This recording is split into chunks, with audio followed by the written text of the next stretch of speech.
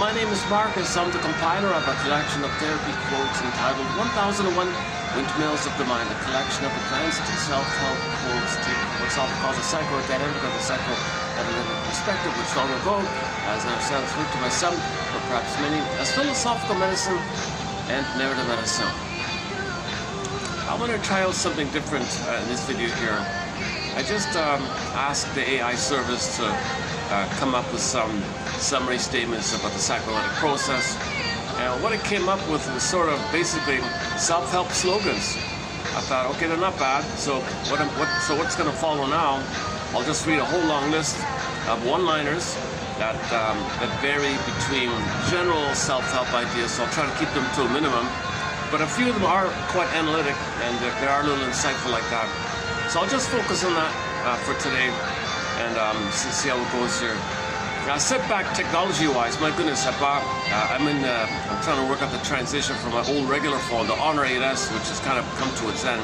I'm using it now at the moment, but I bought two second-hand phones, and I tried the first one out, all sorts of problems, forget it. The second one looked promising. I played it yesterday at the park, but on the playback, it's got this annoying echo. You hear this kind of echoey kind of thing, and I've tried several ways to eliminate how to understand this. You know, it's built in the phone, that it's going to be this echo. You can't do anything about it. So you can download another third-party app called Open Cameras. I tried that, same thing, echo's still there. I can't believe it. All this fancy technology, I can't. I'm going back to this old kids phone that I've been using for the past 6 years called the Honor 8S, one of the greatest phones, in my humble opinion. It's just one little one that I'm holding here. Light as a feather. It's considered a compact budget entry kind of phone, and but 3 continents. It's got dozens of cracks and scratches and bumps, and there's only limited. I can't get the switch over to the memory chip. That part's broken. So I only have 2.5 hours, that's under 3 hours basically. For the storage, and the battery's constantly a problem. So I'm using a cord at the moment, and it doesn't.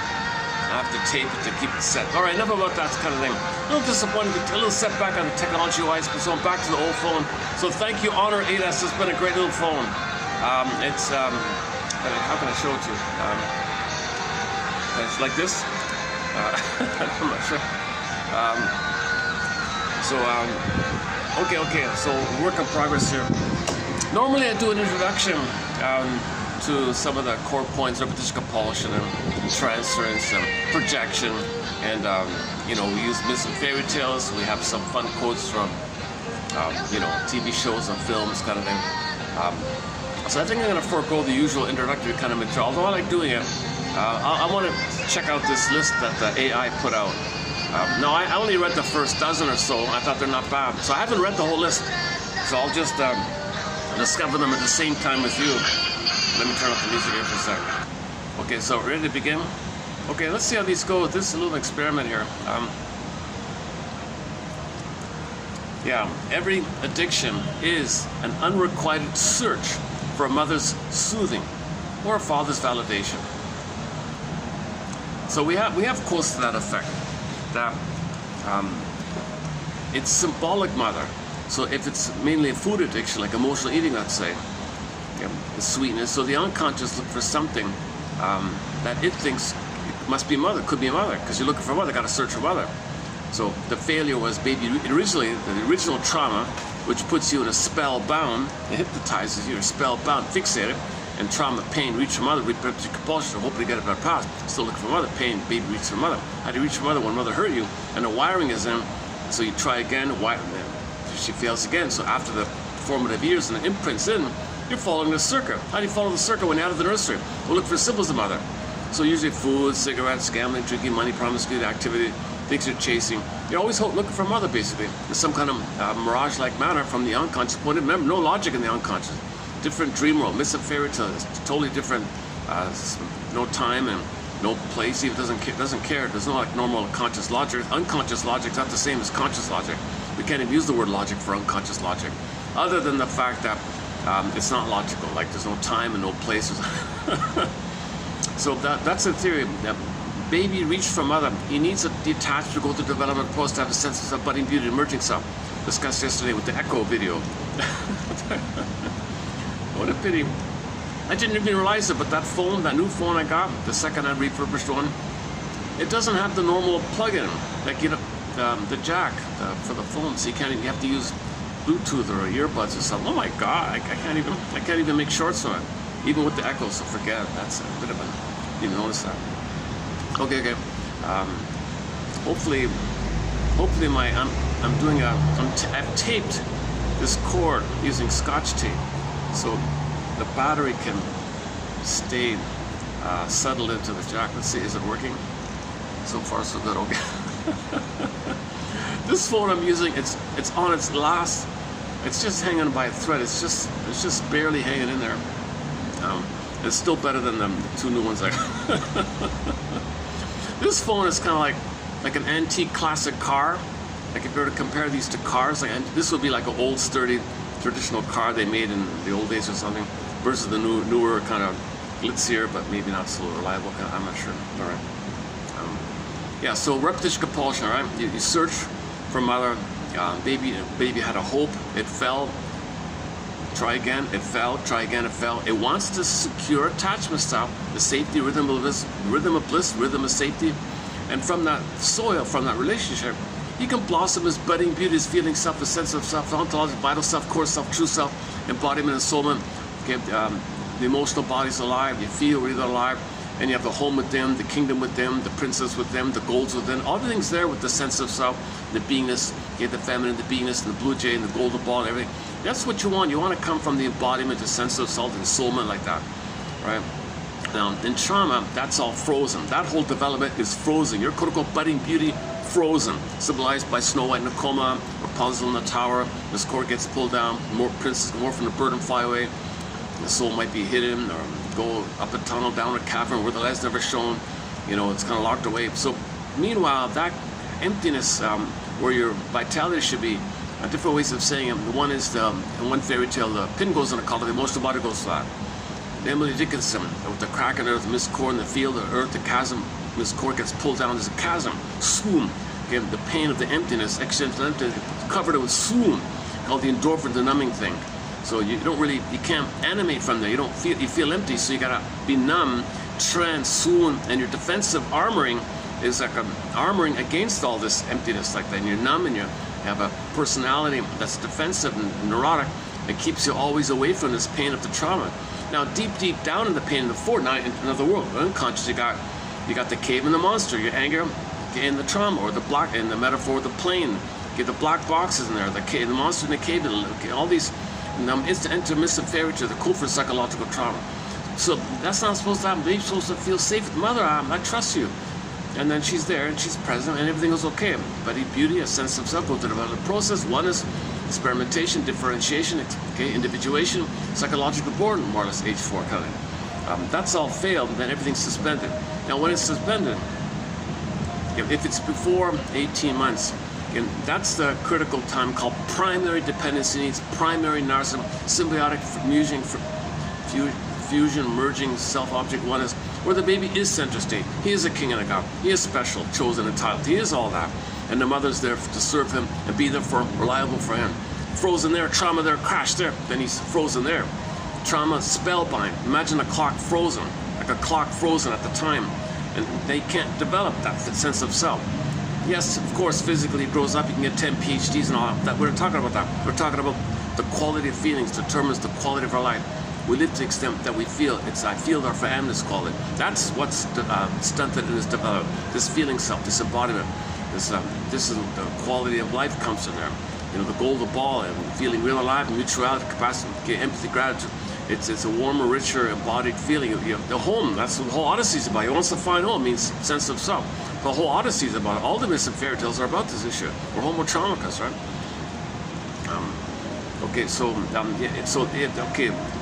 It starts off with dependency needs, while the budding beauty for its identity. Okay, so the two things are going on. Relationship, identity development.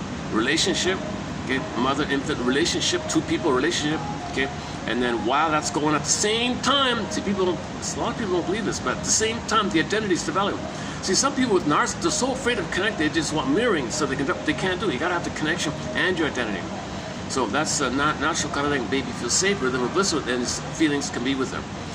So if those two, if that's broken, if that relationship broken, then the identity frozen. So they're kind of linked like that. It's kind of obvious. I don't know why people don't get it. Anyways, so that's now this is still considered to be the primary narcissistic time, because during that time, 18 months, he is center stage. It is all about him. He doesn't not responsible for others' feelings. He doesn't do anything for them. He's meant to receive and all. It's common sense idea, right?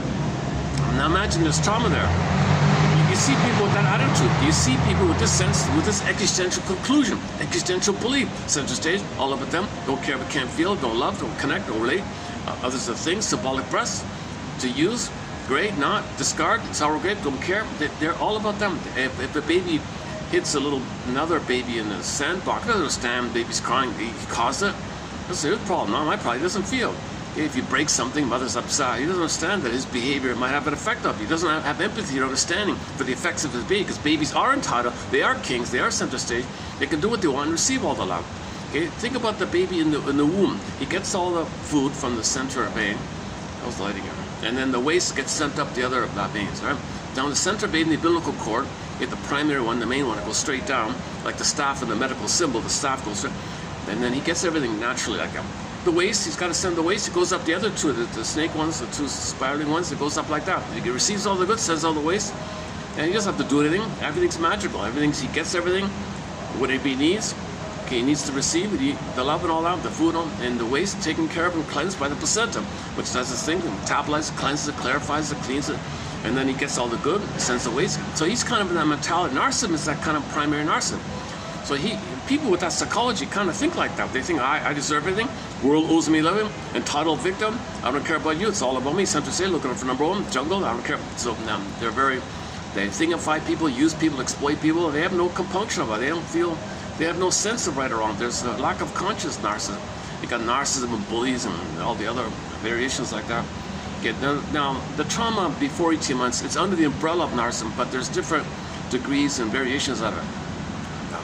So the bully one, and then the covert, schizoid, detached bully called Iago. Okay, and you got the psychopath, a little more extreme like that, colder ones or something.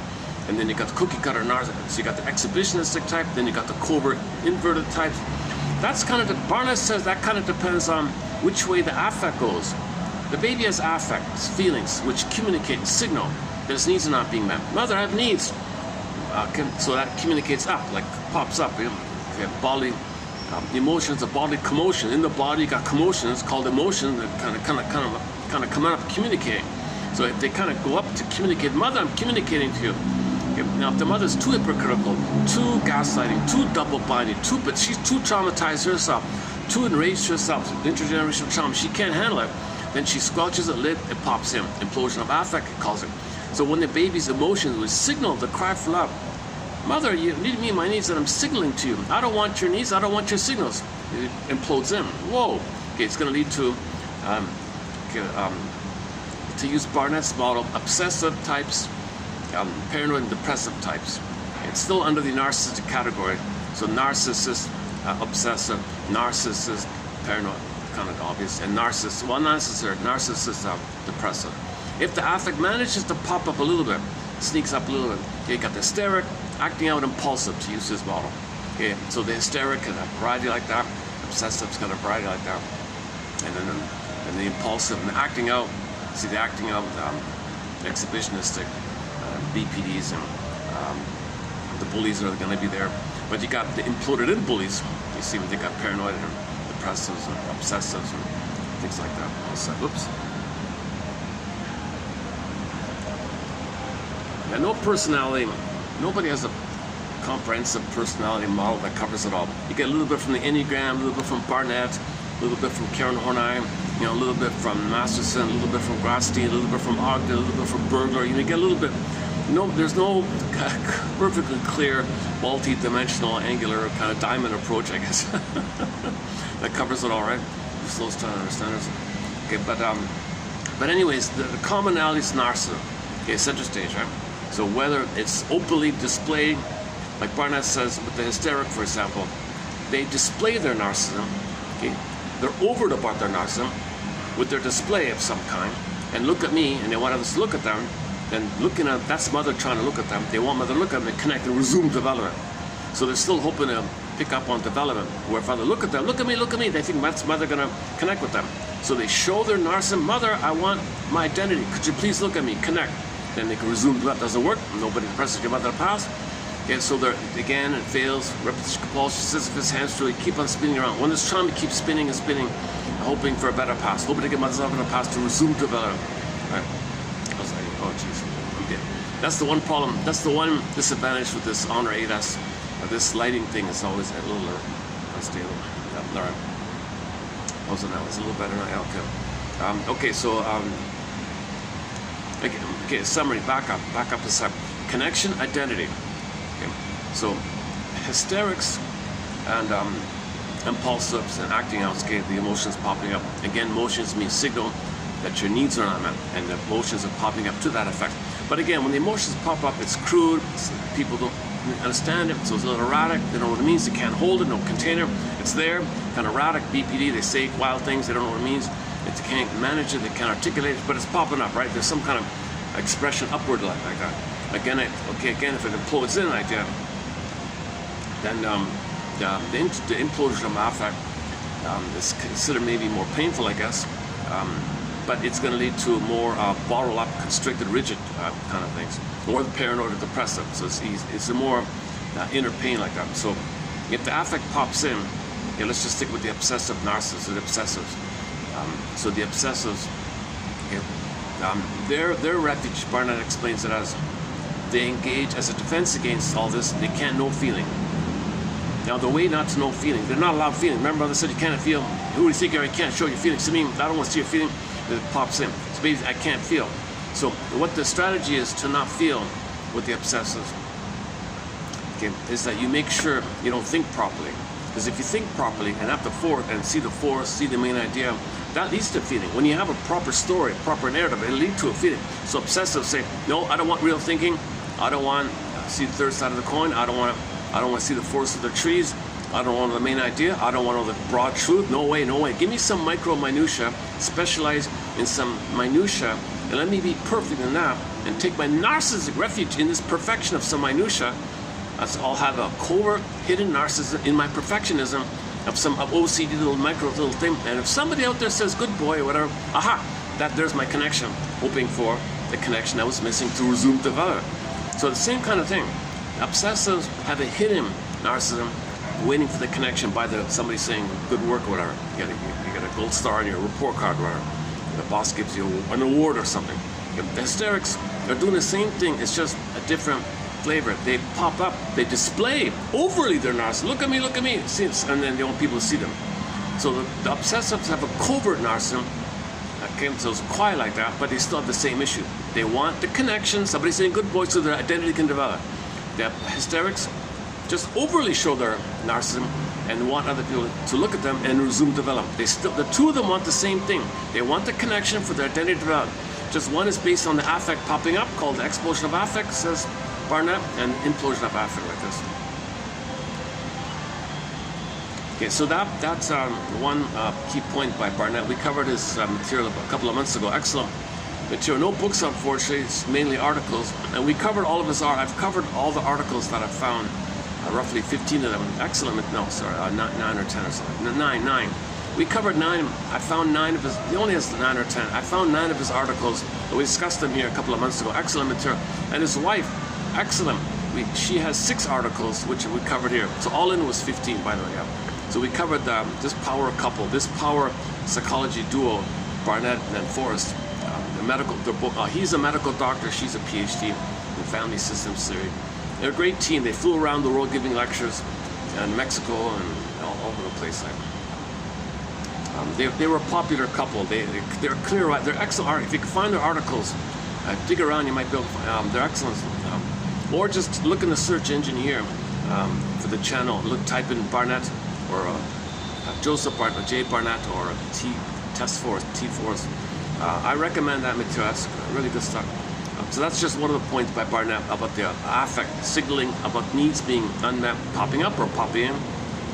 leading to personal. But the image is the idea that it's the same. They look different, but it's the same. So they look like opposites, but they're still trying to get the same thing.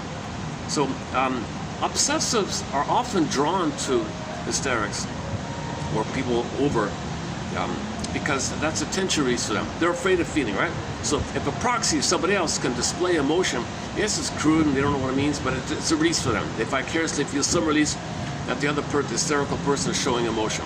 So it's like, you know, the odd couple, right? If you opposite, this idea of the opposite, yeah, that'd be a good example, right? The odd couple, right?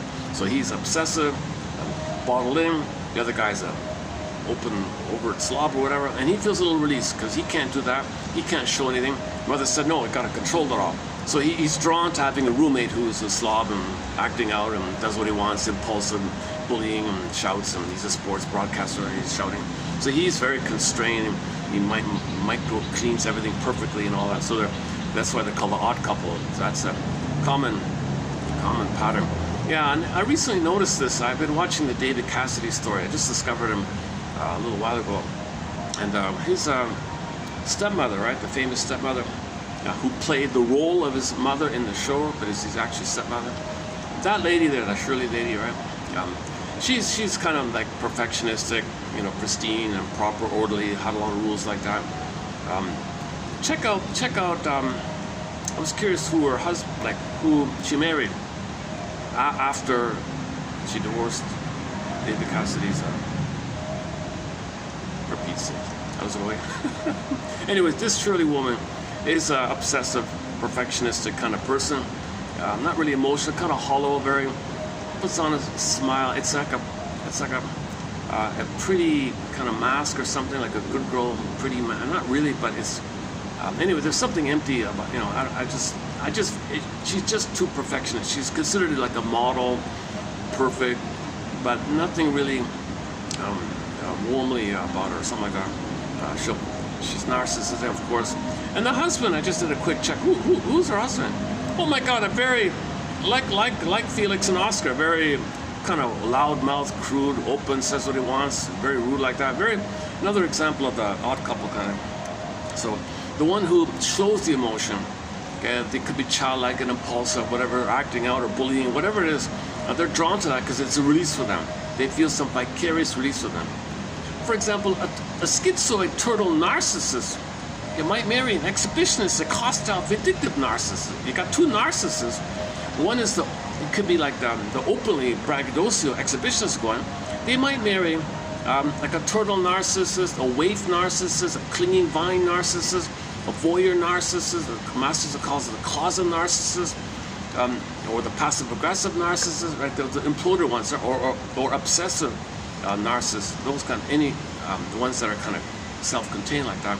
They might marry the overt type like that. Feel some release like that. Now, why would the overt one be drawn to the constraint? Because it's considered a pseudo-stability, a pseudo-regularity, because they're dependent. So it's a mutual codependency. It's a mutual complementary neurotic need. That the obsessive needs doesn't know how to express their feelings, and the impulsive, overly expressive, dramatic, hysteric fireworks one has no kind of regularity or stability or grounding or someone there for them kind of.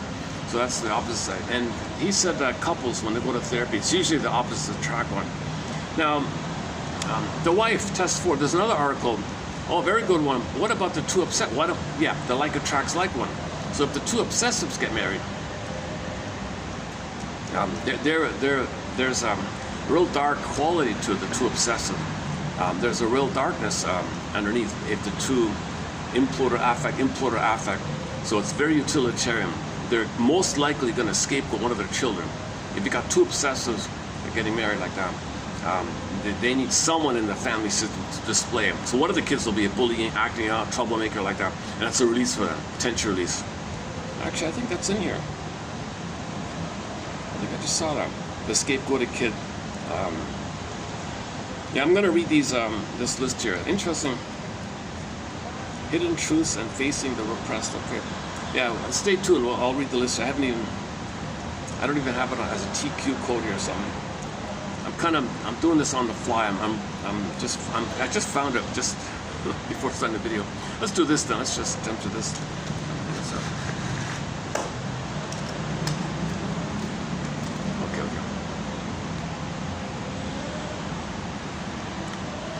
We finished, hang on. Test Forest. She has the marriage between two obsessives. So I'm really struggling with holding this cable at the right tender angle so it can stay powered, right? It doesn't line up properly. And the replaceable cords don't work for some reason. It's the strangest thing, I'm using the only cord that this phone will tolerate if I hold it at the right spot. Try another brand or something. All right, enough about the phone. I've been preoccupied with this phone issue over the past couple of days, looking around the world. Where can I get another Honor 8S for Pete's sake? I finally found one. They don't ship it here. Oh, you gotta be kidding! Oh, come on! I'll pay the extra shipping. Come on.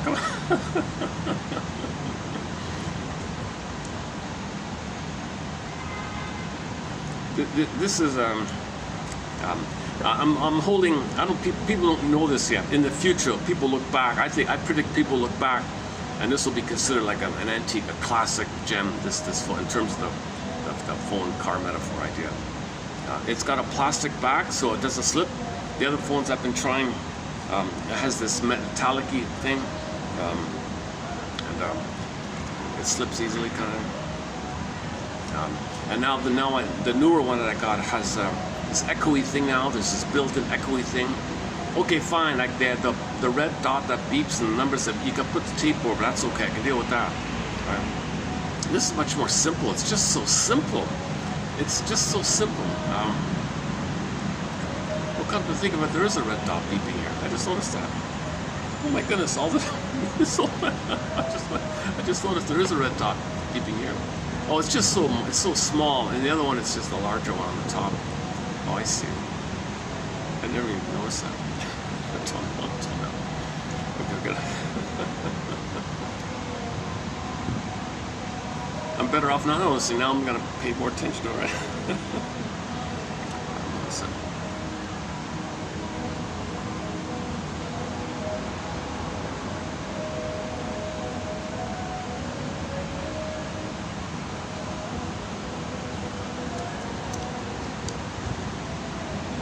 Okay, so there's a lot of tension when two obsessives get married. They gotta blow off steam, so they'll scapegoat a kid. Or some kind of third will be involved that'll take the blame. Something will, either they'll have a shared prejudice against something or someone or something out there, and that keeps them together. Usually a kid is scapegoat or some idea or something. They can't get along with each other alone because they can't make eye statements, they can't communicate, they can't feel. There's tension. They gotta have a third, an emotional triangle, like back to the emotional triangle issue. A third is brought in, spurs the tension, and it's continuous. So the scapegoated kid is put in the role of continuous holder of the tension. They got continuous tension, it continuously loops to the kid. So he plays a role of bully or whatever, acting out. That's a continuous discharge of their tension, discharge of their tension. They got a system like that, family systems there. That poor kid is scapegoated. He keeps the parents together like this. This kid is a quote-unquote spokesperson for everything denied about them. All the shame and hate they feel, everything, all the pain that he kind of holds it and expresses. He's keeping them together. He's the parent. The scapegoated kid is kind of like the parent. We're keeping them together. He's the mother. He's parentified. Scapegoat, they're overburdened with these roles. Now that's one role, the scapegoat role. There are other roles children can play. Now when children play a role other than a scapegoat, there's two ways it goes. If it doesn't violate his vital self, it's okay. If he can still link with his vital self, his real self, and keep his sense of self while he's playing the role for whatever the parents want him, it's okay, you can do the two. But often the role the kid is assigned makes him sacrifice the vital self, the rest of the value. So it can still have the effect where he doesn't know himself. So he feels like an imposter. I feel like an imposter syndrome. So if you have a fake self, shell, vital self, exile, whatever you get, you feel like an imposter, self-fake or something. You might not care or whatever, but anyways, some people are aware of it, some are not. Okay, so the opening premises are budding beauty, frozen. Okay. Now that means this is in the survival brain.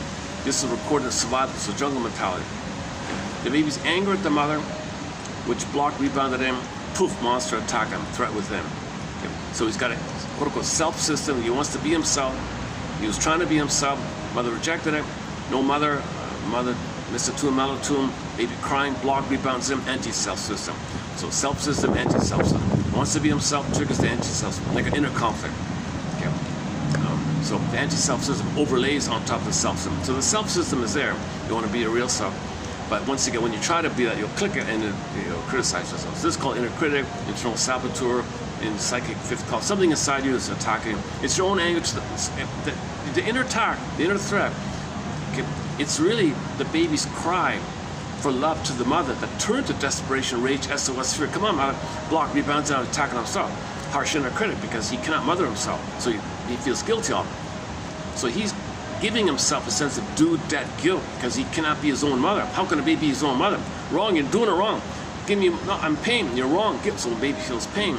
He feels pain like a debt. Now he's unconscious guilt. So he feels always debt, guilt, due, pain. He always concludes, oh my God, it must be bad, wrong, faulty, and all this stuff, right? A lot of pain attacking himself. So the trick is going to pleasurize it in a mechanism known as psychic masking. He's going to pleasurize the pain, libidize the pain. And this is dependent on the dopamine kicks up to chase for reminders of mother. So now you chase for cookies, looking for mother, to get the happy chemicals of the time when you were one with the mother, in the uterus even. And you get that, and you trigger out the memory of the good old days and the happy chemicals, oxytocin, serotonin, blip up over the pain you're feeling. That's a momentary thing. Goes down, the set points are too high. Chase again, rigmarole, visitor machine, do it again. Chase for cookie. For the moment, you feel a little excited because dopamine's excited because you anticipate the cookies, unconsciously closing your mother. But mother failed, cookie's gonna fail. But but you chase and feel important. Dopamine's excited because you expect everything's gonna be okay with the cookie. It'll fail. Just like mother failed, the cookie will fail. But you're active, so in the intermediary, you're kind of excited because you think the cookie's there. It's a lie, but when you believe the cookie's mother from the unconscious, you're going to be okay. Everything will be okay. I'm excited. Oh, everybody's going to be there. I'm so excited. You got to hope. Let us hope like that.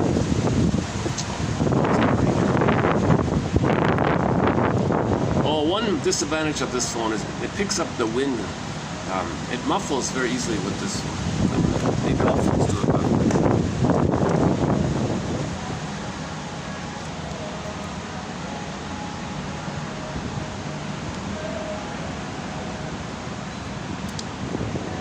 luckily the cord is still holding in there. So, okay. It's hard to. This phone is perfect. This 8S is one. There's a mini one called the Peace Honor Pack. They're sold out. They don't make them anymore. Similar kind of thing. But not many phones have like a plastic bag or some kind of fake rubber thing, like something not on the back, so it doesn't slip as easily. Okay, enough about the phone.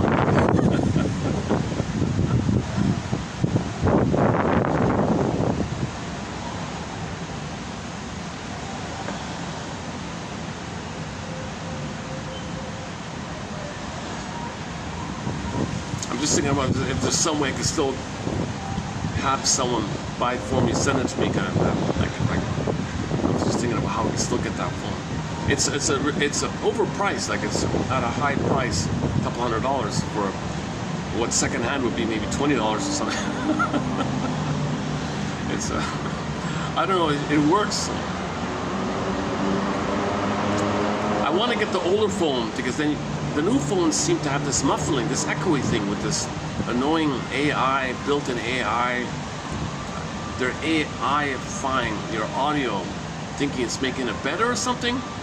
Why are you converting normal speech into an AI version of it and giving it back to AI of my normal? What the hell? What this doesn't make sense unless it's part of this whole data collecting. Okay, I prefer the older one. Like, would you rather drive a plastic car, like the good old plastic cars, or sometimes the it's overpriced? No. So.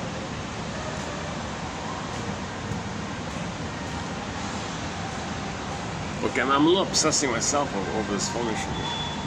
Okay, so let's back up a sec. So the budding beauty is suspended. That's pain. The pain is that we're not feeling. It's a relief to feel. It's a relief to have your sense of self. It's a relief to have your body with the king with the gold princess. It's a relief to feel comfortable, warm, hum, right? You don't want to feel flat, numb, pain, super pain, pain, numb with the pain, pain and numb with the pain. Oh my God! So the innate force of healing is to make you conscious.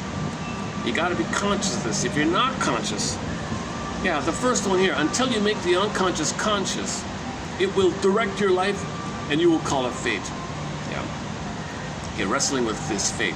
So this this fate, what they mean by fate is traumatic script. You got to imprint, okay, human connection into neural connection, interpersonal, intrapsychic. You create like a wiring in there. This wire makes you repeat. Freud called it destiny neurosis. It means you're destined in a neurotic manner to recreate, relive, reenact that script, hoping for a better path. Destiny neurosis. Or wrestling with fate like this.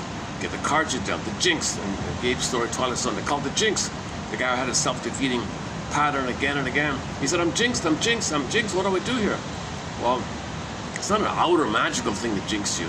Okay, it's just a metaphor that it feels like something unknown to you is doing something to you. Well, it's the circuits, it's the memories, it's the unconscious memories, the puppet master. Okay, or like a personification of your memories as a character called the puppet master. It has like a power like that.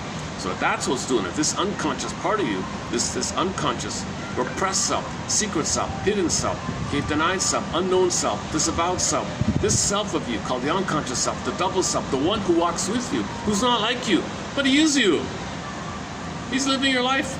He's kind of like living things for you. He's running everything. You don't even know him. So get to know this quote-unquote stranger over there, right? One lady joked, I'm afraid of strangers. In the opening to the film, that uncertain feeling. Woman had a psychosomatic symptom, went to the shrinker man. Shrinker man said, well, this symptom is a communication from your body. Okay? You're not talking, so the body is speaking to the symptom. So we want to get to know this hidden, unknown thing, this stranger with it. Stranger, did you say stranger? I'm afraid of stranger. So you can call it stranger with it. I don't really use that phrase too much. The double self, secret self, hidden self, repressed self, unconscious self, those I that walks with you. It's not like you, but is you. That's a great one from Robert Bly, translating one of those poets. Until you make the unconscious conscious, it will direct your life, and you will call it fate. Yeah, so it'll direct your life, and you'll just say, I don't know what's going on, maybe it's fate, rationalization. You're just making up something. You feel bored, you know. So wrestling with this fate. Lucy Holmes' book is called Wrestling with Destiny. She revised it, Wrestling with Fate, Wrestling with the Jinx. Okay, so that's what Gabe did in the Twilight Zone. Go to the Twilight Zone episode called Gabe's Story. He kind of did that. He went to the unconscious world. Next stop, opened the door. He went there. He was wrestling with things. Okay, so Roxanne was writing his daily feed. Stop. Well, this is a deep thing in your brain like that. That's the neurosis. I'm going to write daily versions, but you got a deep destiny neurosis under. Oh my God! So he spoke. So he had to face that, and so he realized that he's got to get out of this. He's got to grab the pen, write his own script. So he's got to trial and error and be the author of the second half of his life. He's got to be the author of his life. He's got to write the pen. He's got to grab the pen, write his own script. But he realized they're basing it on something totally new, rebirth motif, the death of the old ways, the birth of the life. So he's born again, and he's relieved. He emancipated himself from the mental slavery, this jinx, this curse, this fate. He freed himself. So you have to grab the pen. Great episode. Gabe's Story, Twilight Zone. Okay, I'll read this list. Yeah, it's a lengthy list. To my surprise, they gave me quite a list here. So let's see how it goes.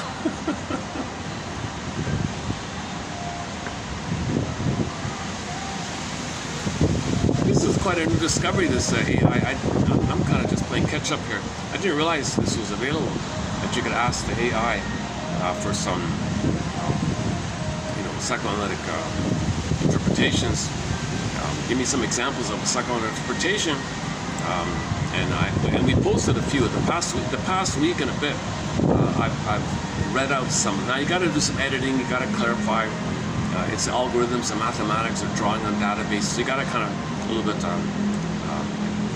discard a few, and some are spot on. A lot of it are a little awkward. They're missed. They're approximations.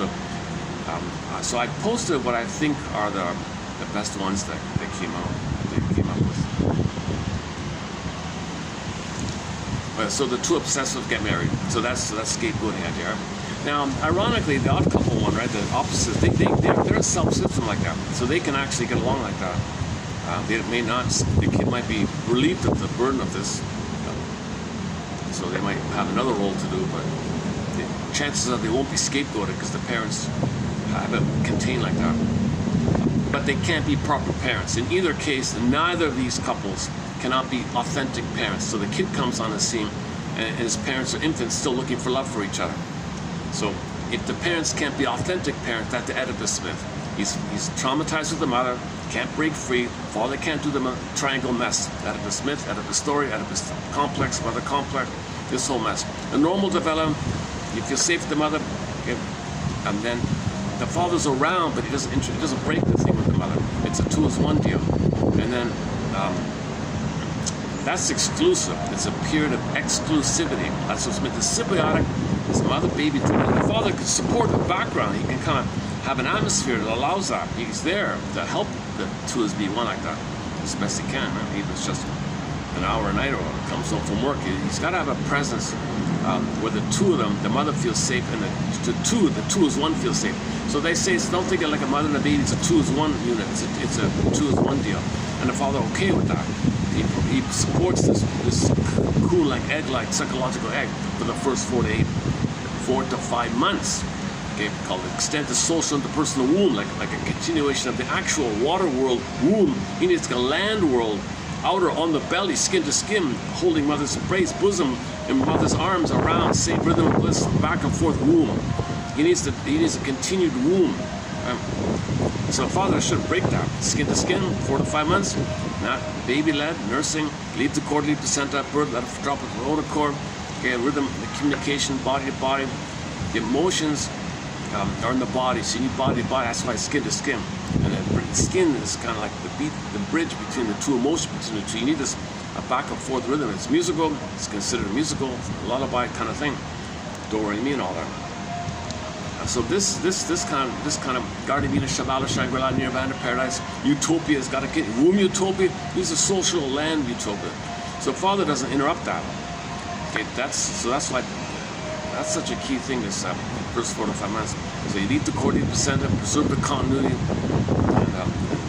and whatever problems there may have been, the mother can fix it. If you can establish the bond. So don't remove the baby. Don't put up on a scale. Leave the hormones. It's the whole topic about the birthing area. I'm not a doctor, disclaimer, but we cover quotes that discuss it.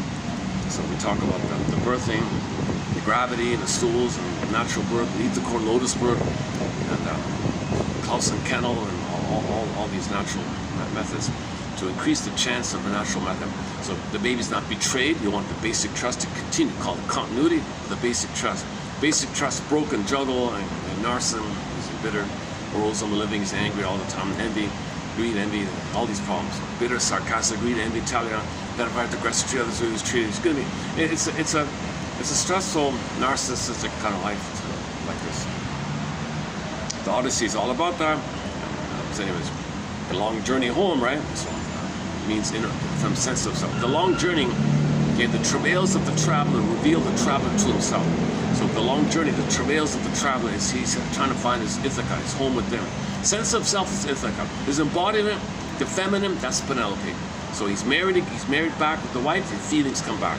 Okay? That's in the body, the totality is his home, his land, his Ithaca, kingdom. So he inherits the kingdom, marries the prince in the fairy tale, he wins the girl and inherits the kingdom. He marries the princess and wins the kingdom.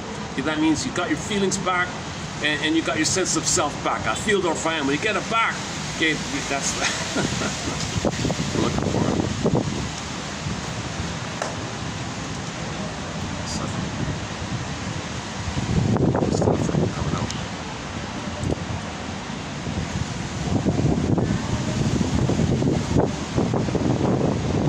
I sat here today for the wind. I got some wind buffering here.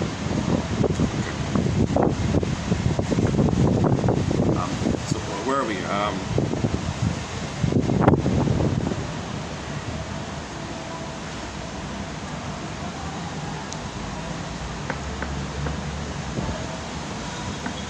interesting, and I haven't been able to post shorts in over a week because that's the only show I got a backlog. So there's a lot of good shorts hidden in the lengthy videos. Of course,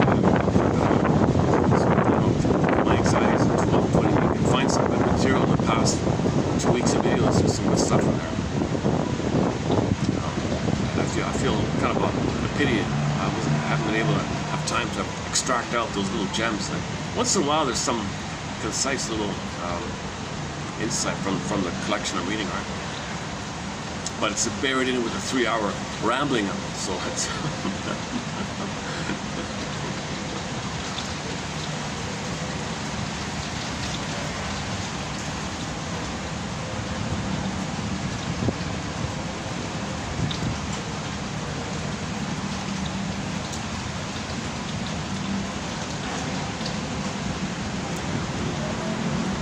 still pulling up. Okay, I gotta just remember to bring good tape, like tape the cord, the battery. As long as I don't jolt the cord, I can keep the thing charged. I gotta use this battery to use the phone now. The brick, I call it the brick.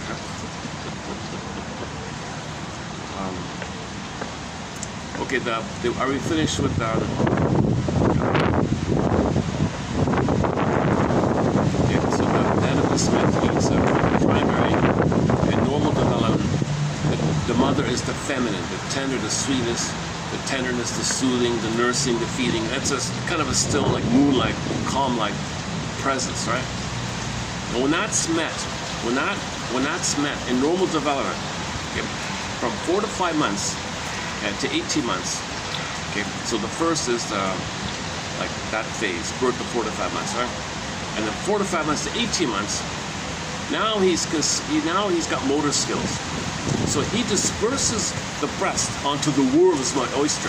So the world, oyster, world, metaphor, breast. The world's the breast. He owns it. He owns the world. He owns the breast, like the baby owns the breast. The world's my oyster. Just like when the baby thinks the mother, breast mother, belongs to him. Oh wow, look, it suddenly came down all of a sudden.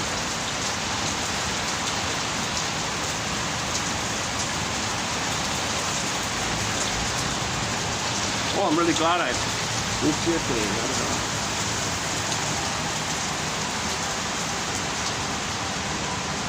Sometimes the rain reaches all the way up to here.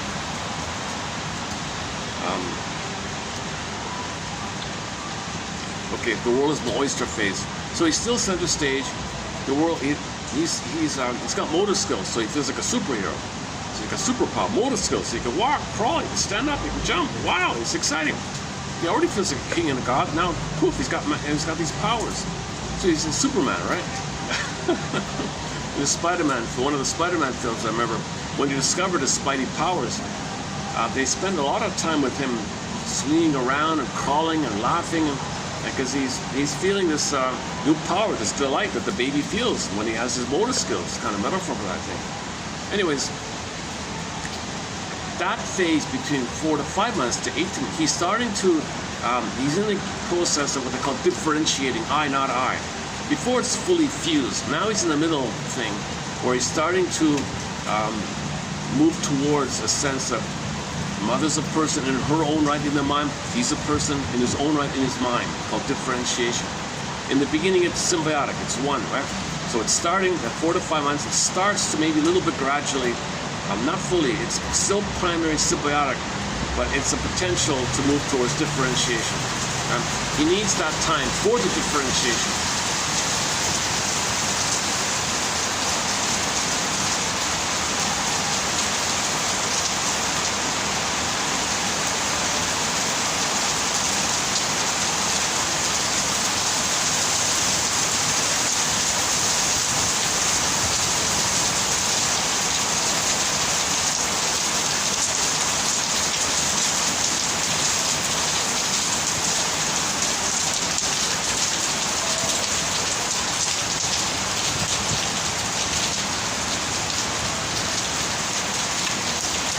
Can you still hear me okay? I'll try to speak a little louder.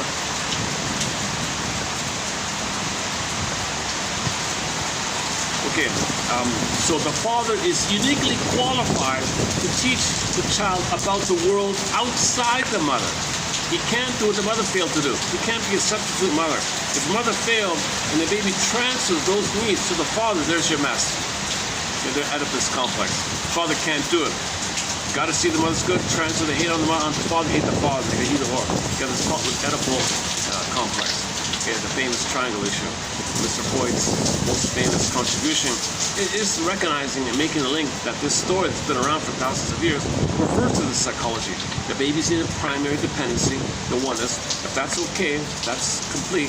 I mean, if that's good enough, quote unquote, then he hangs out with the dad who teaches him about the world outside the mother. What's the mother? Sweetness, tenderness, softness, safety, cocoon, and all that, right? Sweetness, sugar, tenderness, tenderness and softness, that whole pillow, that whole kind of area. So when that's okay with that, then it begins to 4 to 5 months. Then the father enters the picture, and then now he can hang out with the dad a little. He's still symbiotic, but there's a transition. The father is more active post 18 months. Other people can be more active post 18 months. Now the child is learning about the world outside that time. If that was failed in 18 months, crash narcissism, he's going to take refuge in the primitive state, who's frozen clock, where he's into talking and God stay there, he'll stay like that. So he just lives his whole life with that inside his mind. And you see the outer, you distort the outer, and you see what's inside your mind. It's like a filtering, parataxic distortion, confirmation bias. Okay, you overlay your stencil on the present, see the present through the lens like that, with the stencil like that, and you have to set up inside it. Intrapsychic model, this model, internal working model, personal construct, psychic construct, mental construct, etc. Yeah, and that construct is still one. Now, what babies do is, number one, either or. Mother must be seen as good for their survival, fantasy bond idea. Now, if they're too cynical, they'll fill in their own perfection of themselves to fill in for the good mother. That's their narcissism, one theory. But the reality, that mother hurt him, the mother's not there or hurt him, it's a combination of mother hurting him and his rage at her, and the condensation, dream of poof, monsters of the inner critic. So now he's got this self-system, anti-self-system, right? Wants to be himself, but that's it's overlaid over with this inner critic. And he identifies with that critical voice. Others play his soul and shames them the way he was shamed. That's why they're so bitter and toxic kind of thing, personalities like that. Because they need tension release, because they're giving tension on themselves, they need others to discharge. So their humor is dark and negative and cynical, insults, bitter banter, sarcastic, sardonic humor. It's continued, it's pain pump, it's just 24/7 Sisyphus thing. Oh my God. Oh, I have a funny one coming up. I just saw it this morning. I go in one of the jokes coming up in the pipeline. I've got a few little comedy zingers from a psychology point of view. Let her go again. Why did Sisyphus quit his gym membership? Because he realized he's already getting quite a workout rolling up the boulder. Something like that. That's in one. What's Sisyphus? Gym membership.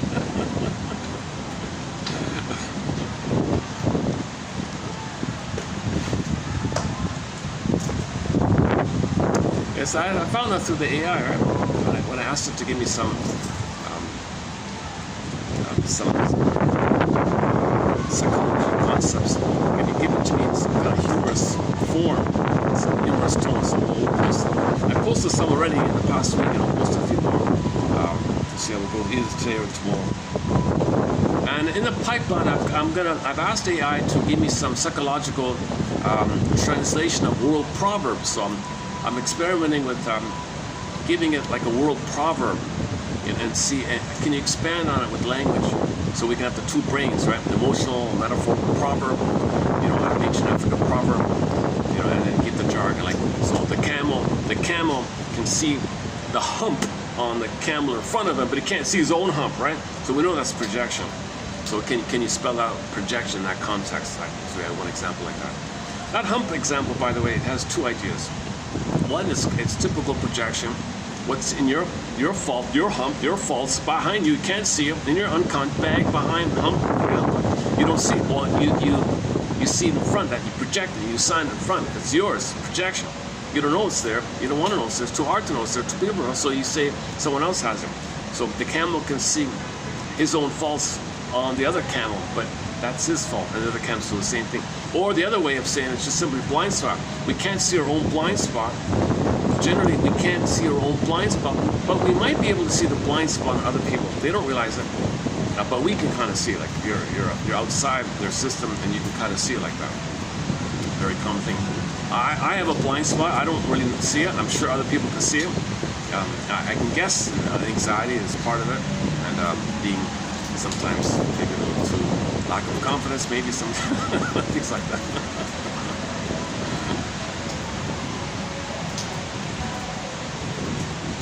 Sisyphus quit his gym membership. Well, why did Sisyphus quit his gym membership? Because he realized that boulder thing, that's quite a workout already. Okay. Until you make the unconscious conscious, it will direct your life, and you will call it being favored, jinxed. Hard to tell. Okay, so that's test 4, excellent article called Oedipus Myth.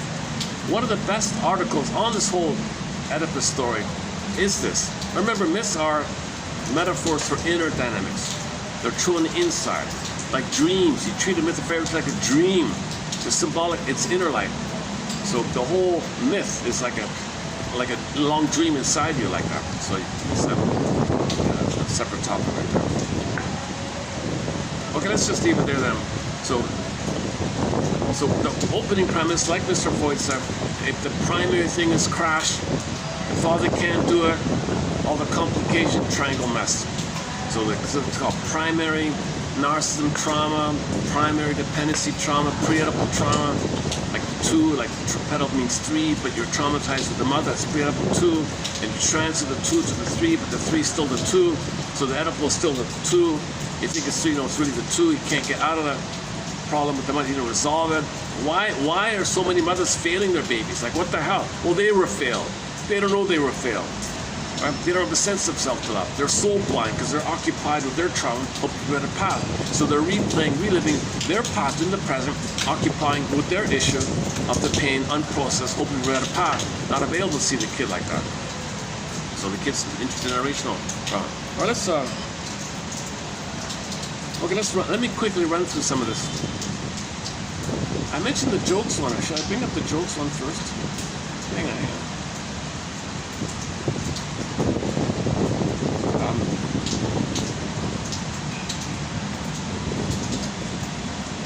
Where's the jokes one? Hold on a second. It's in the pipeline, right? 35, 33, 39, and 40. Rationalization as an emotional lawyer. This is coming in the pipeline. I got these ones in the pipeline. These are some good info. I asked to give me some informal, give me a casual, informal definition of psychoanalytic concepts. Like, for example, the blueprint of first love. Your early relationships with your parents forms the template for all of your adult romantic choices. Update that old blueprint so you can stop choosing partners who recreate your old childhood pains. Okay, this whole thing with the romantic love stuff, check out yesterday's video with the echo. Check out the echo video. It's the one video I have here with the echoey sound. Not too much. You hear a little ooey, like a tunnely, echoey kind of sound. I don't know. My understanding is the phone, it's built in with the phone to, don't ask me, and you can't get it out.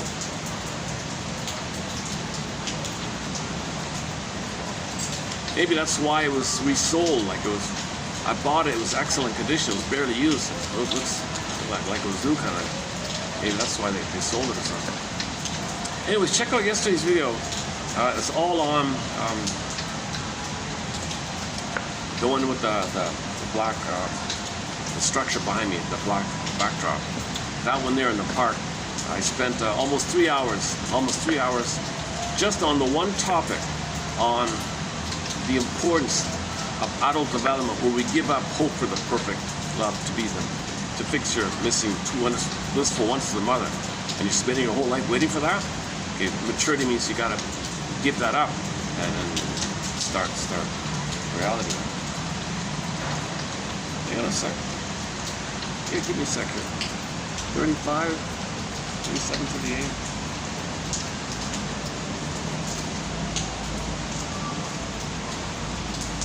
Okay, okay, or go to oh, we're doing 36 here, yeah. Okay, the below here, 33, 36. Did I get that right? And 7. Those 2 pages are the romantic stuff, the falling in love, perfect, Mr. Right, Mr. Wrong, the perfect match, the ideal match. How you got to give that up? This whole discussion, the romantic topic, that was covered yesterday. But the quotes for it are going to be in, I think it's in this video, 36 and 37.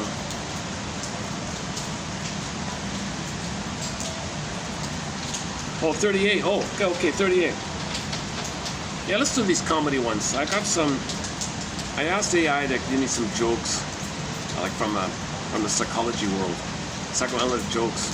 So yeah, let's do these. Let's do these first.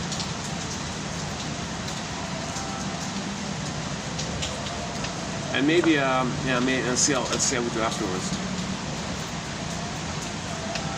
No order here. Mature happiness in love is when you stop looking for a soulmate who will heal your wounds and start looking for a fellow traveler who has an interesting set of scars of their own. Oh, these aren't the comedy ones, are they? Oh, no, it is. Oh, it's okay. Some are comedic, some are not. Okay. Why did Sisyphus, here it is, why did Sisyphus cancel his gym membership?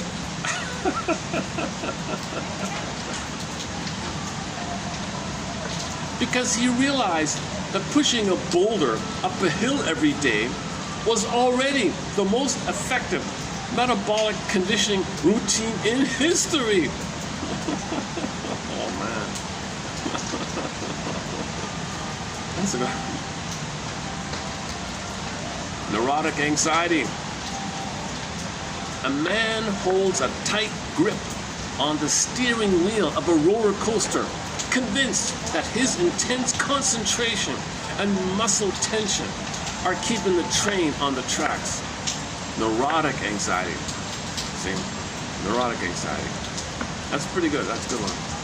Individuation is the long, arduous process of realizing that you are not the center of the universe, but you are definitely the manager of a very complicated internal zoo.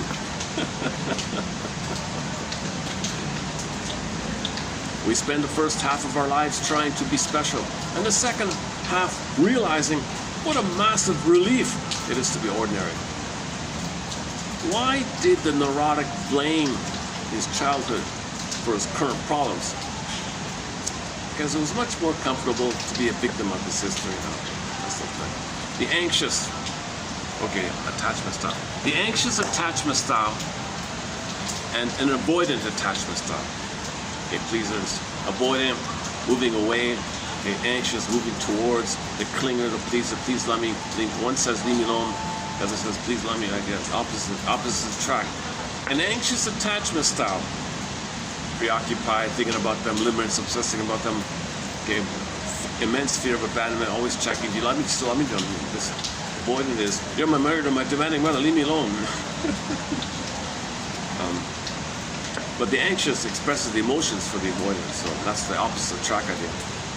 An anxious attachment style and an avoidant attachment style moving together. Oh, they're moving together. The anxious style sends 30 texts a day asking, are we, oh, they're living together, but he sends them a text. Or he's in the garage The anxious style sends 30 texts a day. Are we okay? Is everything okay? The avoidant style is in the garage organizing a collection of screws by weight. But they both say they're committed to communication. The mind reader. The mind reader. If you really loved me, you would have known that when I asked you to pass the salt, I actually wanted you to validate my childhood artistic achievements. The drama triangle, or the famous drama triangle. The Karpman triangle, drama triangle. The victim, the rescuer, and the persecutor go on a road trip. So by the way, the victim is the child. Okay. So in your mind, you were a child and your mother was critical to you. And you're angry at her, criticizing to yourself, persecuting yourself. So you got frozen child, freezing parent, victim, persecutor, okay, drama triangle. Now that could be the limit for most people, but there is a potential for an adult. There is a potential for an adult. Well, that's Eric Byrne, parent, adult, child. Oh, I was telling you, I was talking about this yesterday. Okay, one triangle, one psychology triangle is Eric Byrne. You have the child. In your mind, there's the inner child, but your anger at the mother's attacking you. That's called the parent, the critic, the superhero.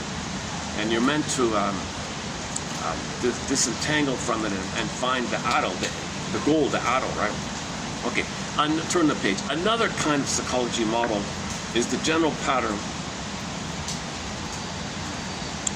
that the victim might be the real you. Okay, so you self-activate. You were victimized, you're traumatized, but you want to heal. So self-activation is from a wounded place in you. That's the victim. You're traumatized, you're victimized. So the victim wants to do something healing. He wants to do something good for himself. The inner critic, the persecutor, says, no, ouch. Now, when you're in pain, you eat a cookie. That's the rescuer. Self-activation triggers abandonment depression, which leads to defense. Or to use the old one here, yeah, the victim inside is persecuted, and then you're rescued. So Masterson elaborates on it. Self-activation, real self-activation, true self-activation, coming from your authentic self. You want to stop doing your same old thing, try something new. Oh, click. You remember the pain, and then you're criticizing yourself because that's your cry for mother's love. But she love you, anger her, rebounding yourself, persecuting yourself. And then when you're in pain like that, you chase through a cookie. That's the rescue. The cookie is the rescuer. The drink or the cigarette, that's the rescuer from the pain after you try to be yourself. So this is a dynamic called the drama triangle. Okay, victim, rescuer, persecutor. Okay, these three take a road trip joke here. So in joke format, these three go on a road trip. They go on a road trip. The victim forgets the map. The persecutor yells about the incompetence. And the rescuer is overwhelmed trying to comfort the victim, fix the radio, fix things in the car, and the car is in a ditch. But it's familiar. Everyone feels validated in their misery. Oh my goodness. Typical, so dysfunctional family, right? You aren't arguing with your current partner. You are arguing with an ensemble cast of every person who has ever disappointed you since kindergarten. So who are you really angry at, right? You're angry at somebody at the present. Who are you really angry at here? Come on, come on. Transfers. Okay, the triangle. Which one?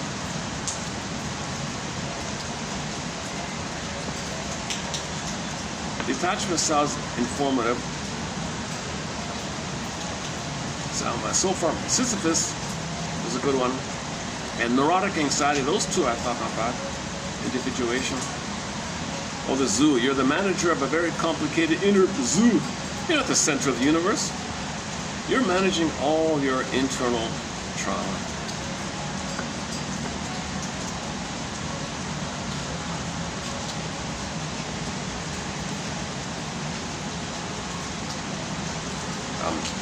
Why did the neurotic cross the road? Why did the neurotic cross the road? To get away from the therapist who pointed out that he was only crossing the road to reenact his childhood escapism from the dining room table.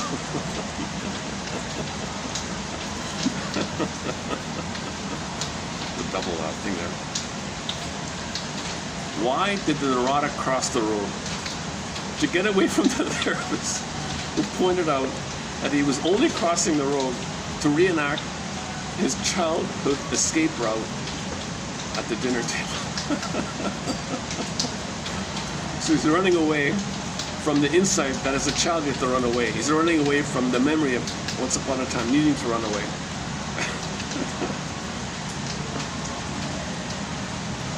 Maturity is the moment you look your favorite defense mechanism in the eye, laugh, ha, and thank it for its service during your childhood. That's not bad.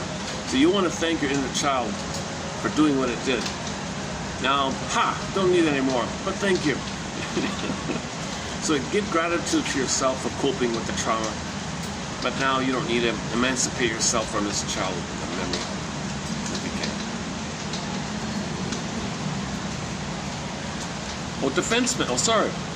Maturity is the moment you look at your favorite defense mechanism. What's your favorite defense mechanism? You're blaming, oh, his fault. Okay, ha, defense mechanism, ha. Don't need you anymore. You were formed in childhood. You did it because we were in pain. Thanks very much. Don't need any more. Thank you for your service.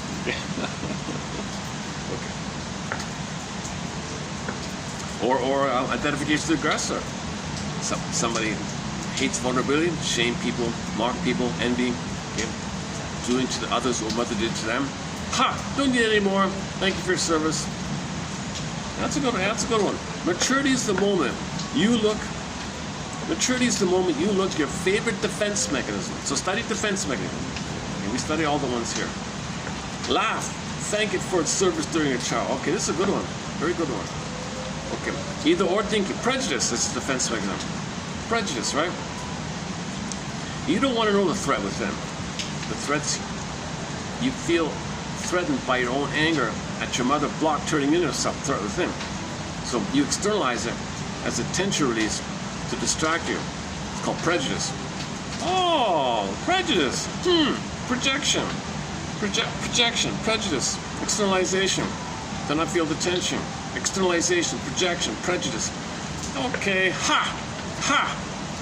Don't need you anymore, but thank you for your service. Thank you for helping me in my early childhood pain. Don't need you anymore. Ha! Don't need anymore. Ha! Don't need anymore. Yeah, okay, that's a good one, yeah. Maturity is the moment you look your favorite defense mechanism in the eye. Laugh. Thank you for its service during your childhood. You're still like a child all your life, all right? You're still using it. If you're using primitive defense mechanisms, it's a very childhood. It's a coping strategy for the childhood pain. It's part of your childhood. Yeah, that's a good. Okay, I got look at that. I got 3 good ones. That's pretty good. So in every video, if you can find something like 1 or 2 or 3 insights that are helpful, that's a huge success, I think. Let's check the battery. Okay, luckily this improv with the Scotch tape, so I've taped the cord at the right angle, just at the right angle, so I can keep the battery charged. So I only have an hour. We have an hour and 20 minutes left. Okay, that's plenty. How are you doing with the joke? How are you doing with this unexpected humor video? I wasn't planning on doing this today, yeah. That's okay, yeah. It's raining, maybe I'm...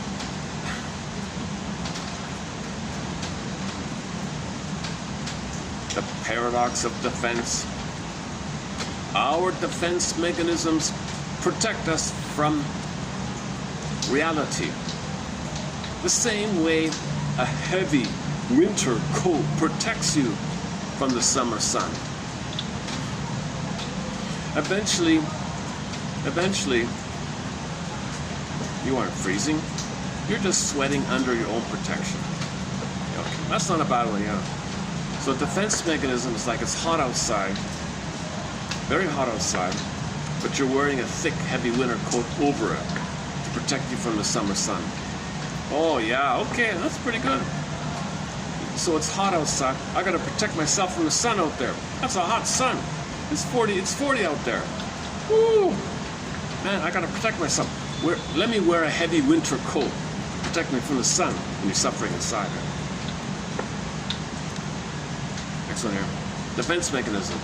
A man walks into a store looking for psychological defense mechanisms, sometimes called psychological armor. The clerk says, well, we have projection, denial, and rationalization for you. You can buy it, they're on sale. The man says, I don't know, are they good enough? Is the armor good enough? The smile says, oh yeah, sure, don't worry. They come with a lifetime guarantee that you'll blame someone else when they break, when they don't work. Yeah, okay, that's pretty clever. A man walks into a store looking for psychological defense mechanisms, psychological protection, psychological armor, right? The clerk says, in the psychology store, in the invisible Twilight Zone, well, this would be a good Twilight Zone episode.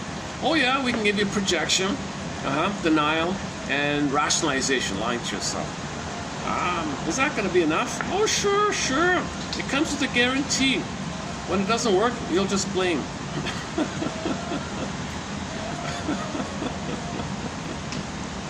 Okay.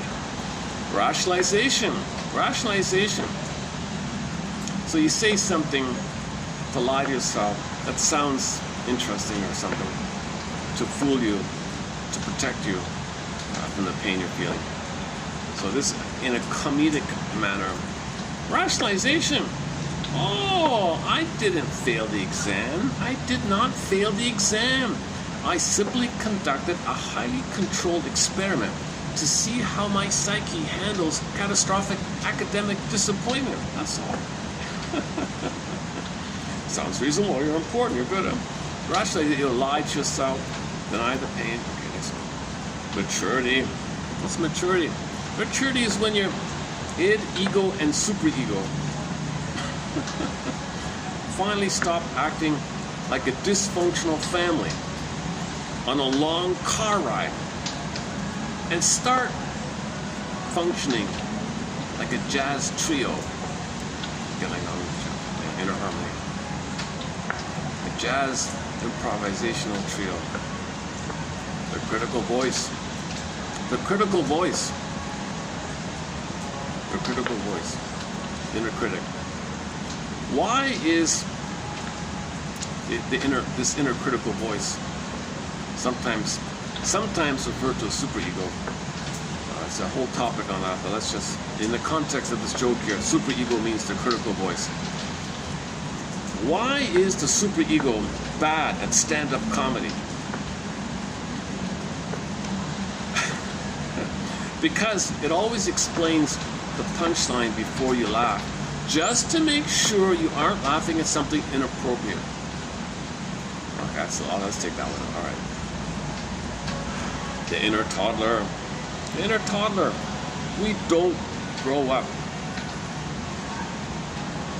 We just learn how to dress our id in a suit and tie so it can attend meetings without biting anyone.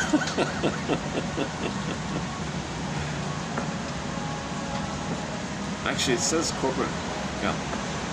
So, okay, this whole issue of the corporation is an angry baby, psychopath. Babies are not psychopaths, but when the baby's traumatized and you grow up in an adult body and he's operating the autistic trauma of the trauma, the psychic autism trauma, put that together, then that's psychopath. Doesn't care. Because babies don't care when they, once again, the toddler thing. He's in the sandbox, hits another kid, doesn't understand. I don't care, not my problem, his problem. I don't understand, I did nothing wrong. Makes a mistake, it's your problem. I didn't make no mistake, don't blame me. He doesn't understand the effects of this behavior and others. doesn't feel of empathy. Babies don't have empathy for the mother. If babies bite the nipple, the mother, you bit me, aren't you sorry? I don't know what I'm talking about. I'm entitled to receive. I'm angry because you're not feeding me. You're hurting me. And I'm enraged, I'm biting you. Where's the empathy? You want empathy from me? So they're not there yet.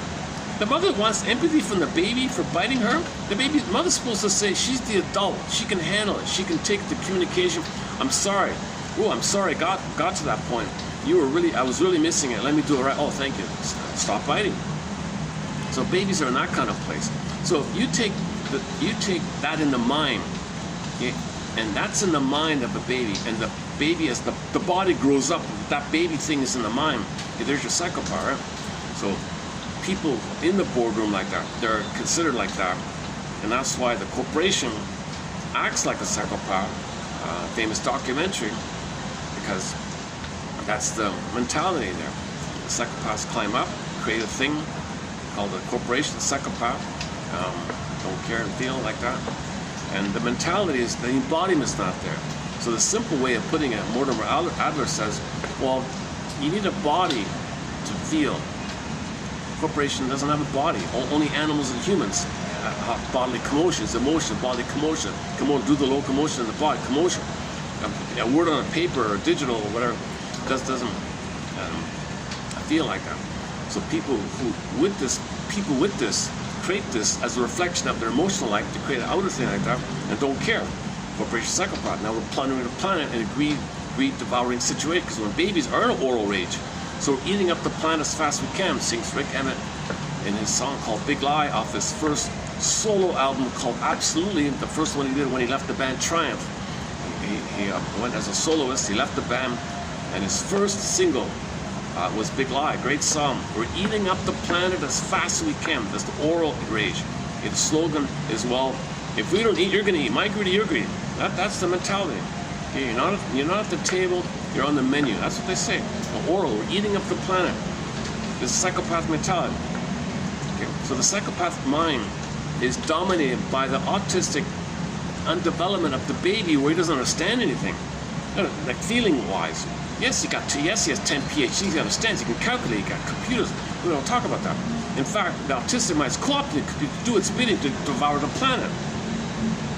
Okay, there's my rant for today. Once in a while I go on an unexpected rant. Yeah, I'm feeling a little strange today.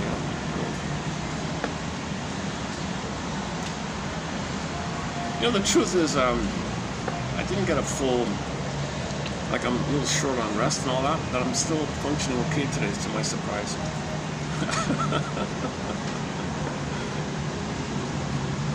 Maybe, I get it.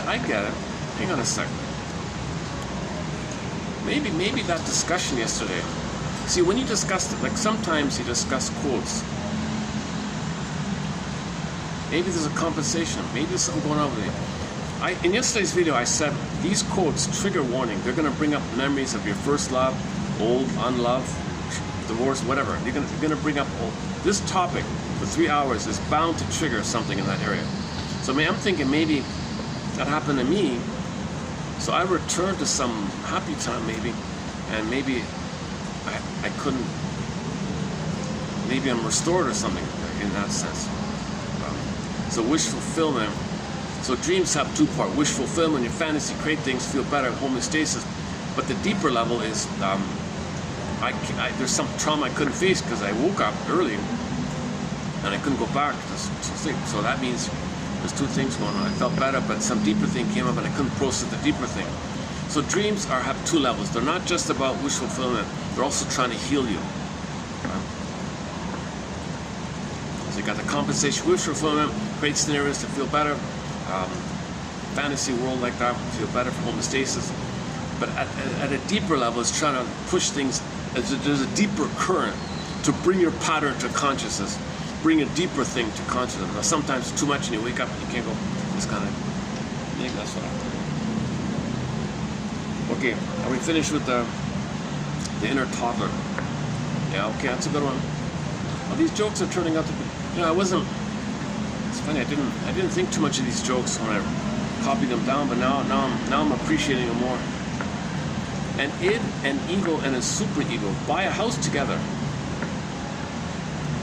The id, okay, in pop culture, it just means you do the infant, the child does what the angry baby just does what it wants to do. Superego is the critical parent. No, and the ego is the healthy mind, right? I mean, in the context of this Freudian thing, the ego is the healthy mind. Pop culture ego, narcissistic, egocentric ego. So the context will tell you what they mean by ego. So this is the shrink ego. Okay, an id, an ego, and a superego buy a house together. Walk into a bar. Okay, they buy a house together. An id, an ego, and a superego buy a house together. The id wants a giant mattress and an indoor pool filled with soda. Oh my God. The superego wants a library of rule books and no windows. Oh boy. The ego puts up curtains and installs a functional kitchen. There's the adult. Okay, let's take that one. The map is not the territory, but your neurosis treats the map as a fortified bunker. Okay. Here, that's the frozen idea. Spellbound in this bunker. Spellbound is traumatic script. It's a bunker idea. It's frozen, stuck there, hypnotized there, frozen there, bunkered there, whatever. And you're just living there. The present is just recreations of it. You see the present as that. You distort the present to create that, fit it, make it that. You live like that all the time. You live your whole life in that bunker mentality, I guess. Something like that. Next one here.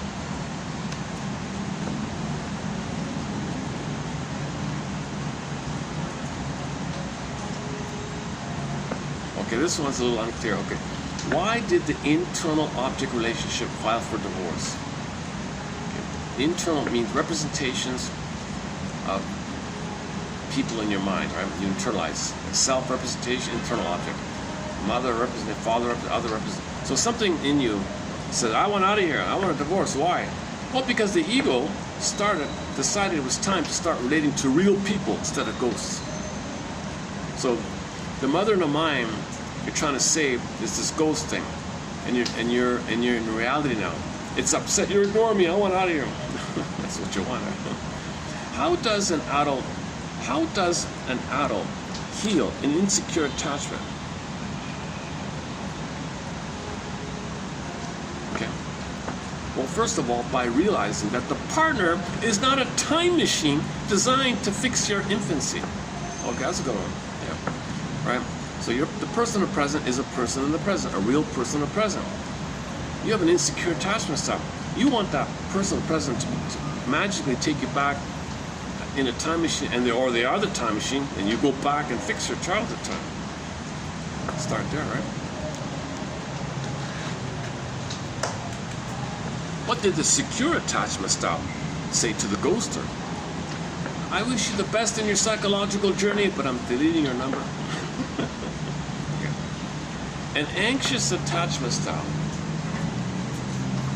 and an avoidant attachment style go on a date. The anxious style sends 20 texts on the date. Oh. And the avoidant style moves to Iceland to find space. Oh, yeah, that's lame. Let's take that one out. Okay, let's take it. Oh, here's a good one. What did the mature adult say to their defense mechanisms? So before we laughed at it, right? Ha! Thank you for saving my life. Thank you for your service. This one is, thank you for saving my life when I was born.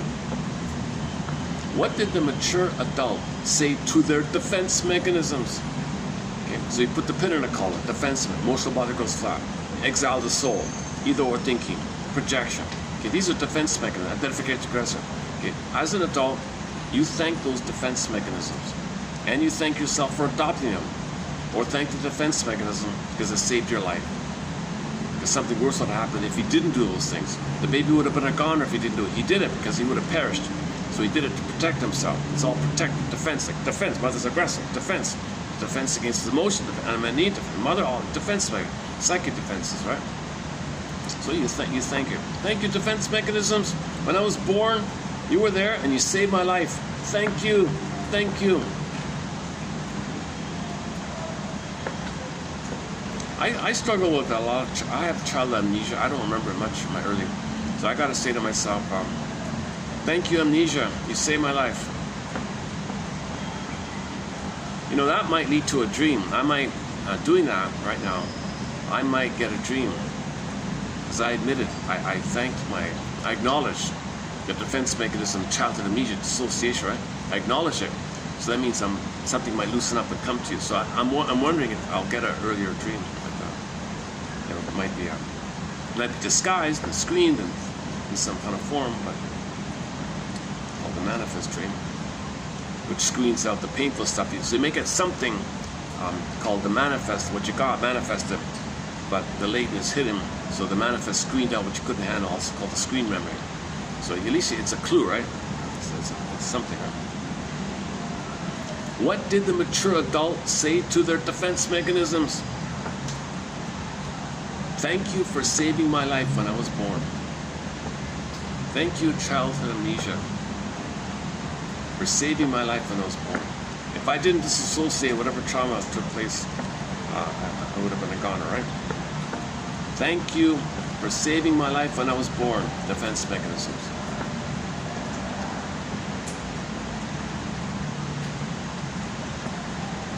Yeah, back to the addiction one, right? The one that says they're always looking for a mother. Well, you can now say, ha, ha, ha. Thank you for your service. I don't need you anymore. I don't need to look for a mother anymore. I don't need cookies and drinking and smoking and promise. I don't need that. Ha, ha, ha. I don't need you anymore. Okay, these are two good ones. I like these two. Yeah. Oh my goodness, this is a good batch today. All right. I'm going to see if I can let the phone, I'm going to see if the phone can read this out in a minute. Hang on a sec. Are we finished? A couple more here, yeah. Regression. Regression goes to an important business meeting, sucks its thumb, and demands that the CEO give it a juice box. That's silly, okay. Intellectualization. Intellectualization. Spock, right? Just in your head. Intellectualization walks into a funeral and says, statistically speaking, this outcome was highly probable within this demographic cohort. Oh boy. Jeez. So you're really in the head, eh? You're supposed to drop into your body and cry and weep. You're afraid of that. I feel the pain of that. I feel the pain of this sentence, right? Intellectualization walks into a funeral and says, statistically speaking, this outcome was highly probable within this demographic cohort. Oh my goodness. Oh man, that's demographic cohort. Oh god, that phrase there, that's painful, yeah. Alright, next one. Why does the superego hate modern art? Why does the superego, or the inner critic, hate modern art? Because it sees a blank canvas and immediately assumes it is a confession of guilt. Next one. How do you know you have achieved psychological adulthood? When your inner critic starts giving you actionable feedback instead of just screaming. Two more here. What is a Freudian slip? It's when you mean to say one thing, but your unconscious decides to perform public embarrassment of your reputation. Because you're tired of the lie, so the truth comes out, you're embarrassed about it. Last one here. What did the ego say to the screaming id? I hear you, I validate you, but we are still figuring out this tax return. Lastly, okay, complete the circle here. Why did the Oedipus complex cross the road? Oh, it's a different one. Oh, okay, last one, sorry. Why did the Oedipus complex or Oedipal complex cross the road? to get away from its father, only to find its mother waiting on the other side. Okay, that's not bad now.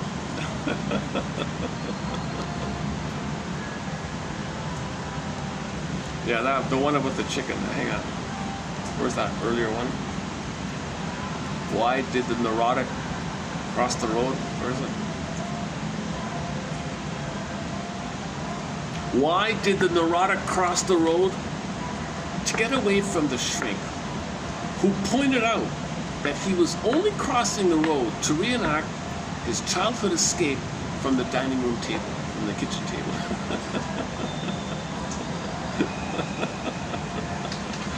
That's a good one. You know, some of these are fun, they're educational. Okay, I gotta see if this will read out here. Let me try it. It's really hit and miss with this phone if it's gonna read out or not. Let's just gonna try. I have a backup method if it doesn't work. Let's see. It begins with, why did the Oedipal complex cross the road? Let's see if it works. Why did the Oedipal complex cross the road? To get away from its father, only to find its mother waiting on the other side.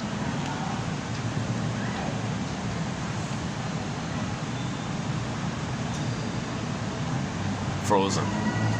Son of a gun. I did it again. I have this issue where it starts and then it just stalls. Okay, give me a minute to give me 2 or 3 minutes to use this backup method here. I gotta copy paste them. There's a free online thing you can use here. Hang on a sec.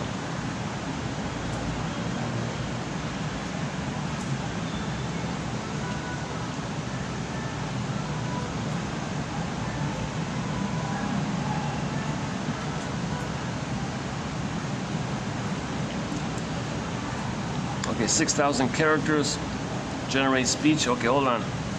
Okay, hold on. So, I'm gonna let the phone. I'm gonna let the AI voice, named Lily, the free one. It's pretty good. Lily Parker. Lily Parker AI. Download. Why did the Oedipal complex cross the road? To get away from its father, only to find its mother waiting on the other side. What did the ego say to the screaming id? I hear you. I validate you. But we are still filling out this tax return what is a Freudian slip. It is when you mean to say one thing, but your unconscious decides to perform a public execution of your reputation. How do you know you have achieved psychological adulthood? When your inner critic starts giving you actionable feedback instead of just screaming. Why does the superego hate modern art? Because it sees a blank canvas and immediately assumes it is a confession of guilt. Intellectualization walks into a funeral and says, statistically speaking, this outcome was highly probable within this demographic cohort. Regression goes to an important business meeting, sucks its thumb, and demands that the CEO give it a juice box. What did the mature adult say to their defense mechanisms? Thank you for saving my life when I was born. An anxious attachment style and an avoidant attachment style go on a date.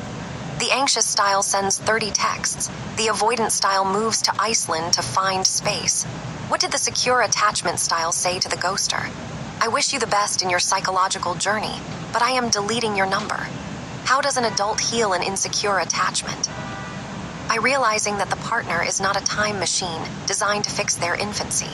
Why did the internal object relationship file for a divorce? Because the ego decided it was time to start relating to real people instead of ghosts. Why did the mature adult stop searching for the meaning of life? Because they realized the meaning of life was just a defensive distraction from doing the dishes. What is the psychological definition of an adult? Someone who has learned to coexist with their neurosis without letting it ruin their life. The map is not the territory, but your neurosis treats the map as a fortified bunker. An id, an ego, and a superego buy a house together. The id wants a giant mattress and an indoor pool filled with soda. The superego wants a library of rule books and no windows. The ego puts up curtains and installs a functional kitchen, the inner toddler. We don't grow up. We just learn how to dress our id in a suit and tie so it can attend corporate strategy meetings without biting anyone. The critical voice. Why is the superego bad at stand-up comedy? Because it always explains the punchline before you laugh, just to make sure you aren't laughing at something inappropriate. Maturity is when your id, ego, and superego finally stop acting like a dysfunctional family on a long car ride and start operating like a jazz trio. Rationalization. I didn't fail the exam. I simply conducted a highly controlled experiment to see how my psyche handles catastrophic academic disappointment. A man walks into a store looking for psychological armor. The clerk says, "We have projection, denial, and rationalization." The man says, "Those look flimsy." The clerk smiles. "They are, but they come with a lifetime guarantee that you'll blame someone else when they break. The paradox of defense. Our defense mechanisms protect us from reality the same way a heavy winter coat protects you from the summer sun. Eventually, you aren't freezing. You're just sweating under your own protection. Maturity is the moment you look your favorite defense mechanism in the eye, laugh, thank it for its service during your childhood. The 50-minute hour. "Doctor, my time is up, but I feel like I'm finally making progress." Excellent. We will explore your habit of finding breakthroughs precisely when they cannot be discussed further at $200 an hour next Monday. Why did the neurotic cross the road? To get away from the therapist who pointed out that he was only crossing the road to reenact his childhood escape from the dining room table. The archetype party. The wise old man, the trickster, the anima, and the shadow walk into a bar. The trickster trips the bartender. The wise old man explains why it was destiny. The anima comforts the injured, and the shadow pays for the drinks with counterfeit money. Individuation is the long, arduous process of realizing that you are not the center of the universe, but you are definitely the manager of a very complicated internal zoo, neurotic anxiety. A man holds a tight grip on the steering wheel of a roller coaster, convinced that his intense concentration and muscle tension are keeping the train on the tracks. Why did Sisyphus cancel his gym membership? Because he realized that pushing a boulder up a hill every day was already the most effective metabolic conditioning routine in history. We spend the first half of our lives trying to be special, and the second half realizing what a massive relief it is to be ordinary. Why did the neurotic blame his childhood for his current problems? Because it was much more comfortable to be a victim of history. An anxious attachment style and an avoidant attachment style move in together. The anxious style sends 30 texts a day asking, "Are we okay?" The avoidant style goes into the garage to reorganize a collection of screws by weight. Both claim they are deeply committed to communication, the mind reader. If you really loved me, you would have known that when I asked you to pass the salt, I actually wanted you to validate my childhood artistic achievements. The drama triangle. The victim, the rescuer, and the persecutor go on a road trip. The victim forgets the map. The persecutor yells about the incompetence, and the rescuer drives into a ditch trying to fix the radio while comforting the victim. Everyone feels highly validated in their misery. You aren't arguing with your current partner. You are arguing with an ensemble cast of every person who has ever disappointed you since kindergarten. Mature happiness in love is when you stop looking for a soulmate who will heal your wounds and start looking for a fellow traveler who has an interesting set of scars of their own. ITQ 3338. Okay. 6 minutes song. Hang on a sec. Did it, Oh, I did download. Oh, good. Oh, I can play it again. Okay, let's try it again. It's 6, okay, it's got 6 minutes long, but I'm going to take, a few of them are going to be taken out, but I won't do it now. So, if you go to 38, you'll find this batch minus the less interesting ones. Let's do it one more time. Oh, I gotta keep the. Maybe I can take the cord out now, right? It's only without the cord, I should get an hour. Right? Risk it. Leave it in.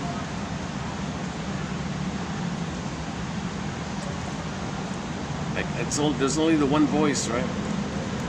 Is the speed okay? Should we speed it up a bit? The speed seemed okay, right? Let's do natural speed.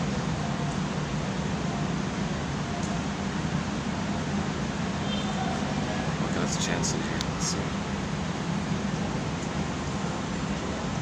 I gotta remove the tape if I'm gonna do this, right? Alright, 1 second.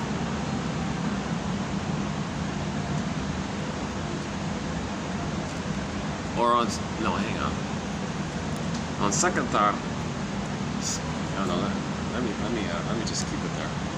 I'm gonna have to keep this cord permanently taped to my phone so I can have a battery. I just got the right angle. I don't want to mess with it. Okay. Let's run through it again.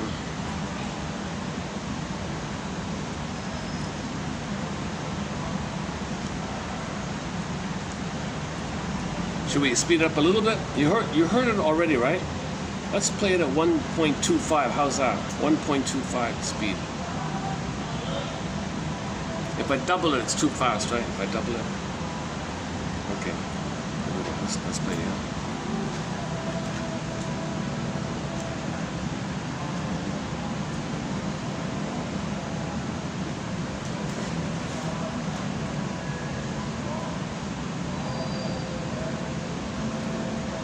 Why did the Oedipal complex cross the road? To get away from its father, only to find its mother waiting on the other side. What did the ego say to the screaming id? I hear you, I validate you, but we are still filling out this tax return. What is a Freudian slip? It is when you mean to say one thing, but your unconscious decides to perform a public execution of your reputation. How do you know you have achieved psychological adulthood? When your inner critic starts giving you actionable feedback instead of just screaming. Why does the superego hate modern art? Because it sees a blank canvas and immediately assumes it is a confession of guilt. Intellectualization walks into a funeral and says, statistically speaking, this outcome was highly probable within this demographic cohort. Regression goes to an important business meeting, sucks its thumb, and demands that the CEO give it a juice box. What did the mature adult say to their defense mechanisms? Thank you for saving my life when I was born. An anxious attachment style and an avoidant attachment style go on a date. The anxious style sends 30 texts. The avoidant style moves to Iceland to find space. What did the secure attachment style say to the ghoster? I wish you the best in your psychological journey, but I am deleting your number. How does an adult heal an insecure attachment? By realizing that the partner is not a time machine designed to fix their infancy. Why did the internal object relationship file for a divorce? Because the ego decided it was time to start relating to real people instead of ghosts. Why did the mature adult stop searching for the meaning of life? Because they realized the meaning of life was just a defensive distraction from doing the dishes. What is the psychological definition of an adult? Someone who has learned to coexist with their neurosis without letting it ruin their life. The map is not the territory, but your neurosis treats the map as a fortified bunker. An id, an ego, and a superego buy a house together. The id wants a giant mattress and an indoor pool filled with soda. The superego wants a library of rulebooks and no windows. The ego puts up curtains and installs a functional kitchen. The inner toddler. We don't grow up. We just learn how to dress our id in a suit and tie so it can attend corporate strategy meetings without biting anyone. The critical voice. Why is the superego bad at stand-up comedy? Because it always explains the punchline before you laugh, just to make sure you aren't laughing at something inappropriate. Maturity is when your id, ego, and superego finally stop acting like a dysfunctional family on a long car ride and start operating like a jazz trio.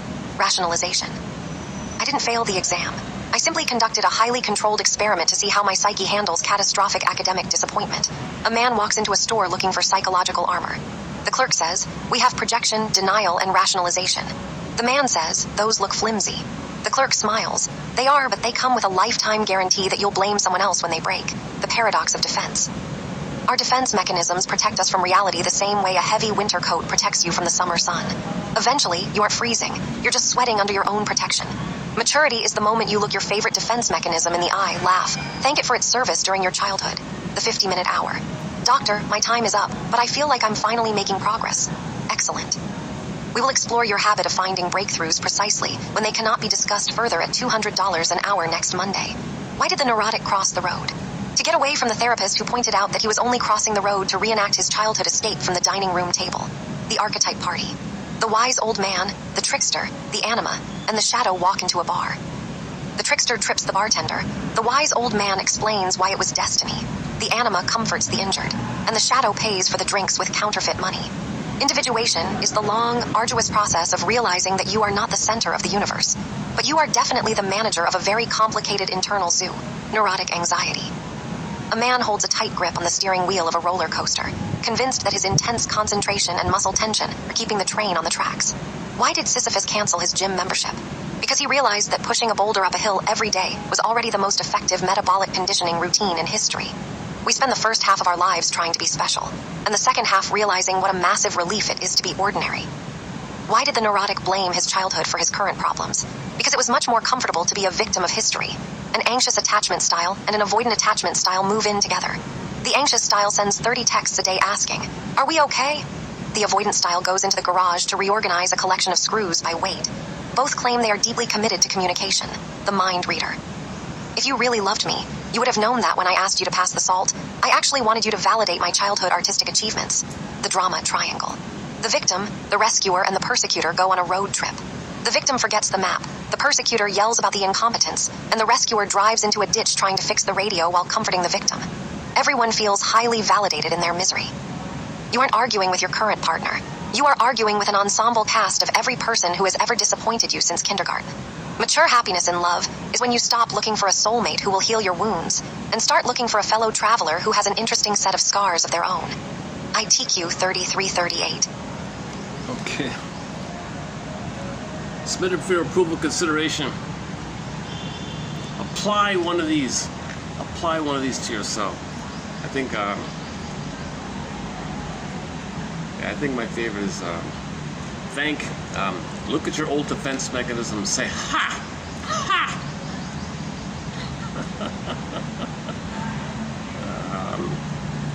Thank you for your service, son. And the more serious version is look at your defense mechanism, thank you for saving my life when I was born. Two versions like that. The neurotic anxiety is not bad, like holding on, you're on the roller coaster, you're afraid, but you think that holding the rail, the bar tightly and thinking, and your thoughts are everyone's gonna be safe because of your thoughts about that. That's neurotic stuff, right? That's not too bad. And the winter coat one, right? You want to protect yourself. Armor, coat, but you're sweating inside. Yeah, that's pretty good too, right? The Sisyphus.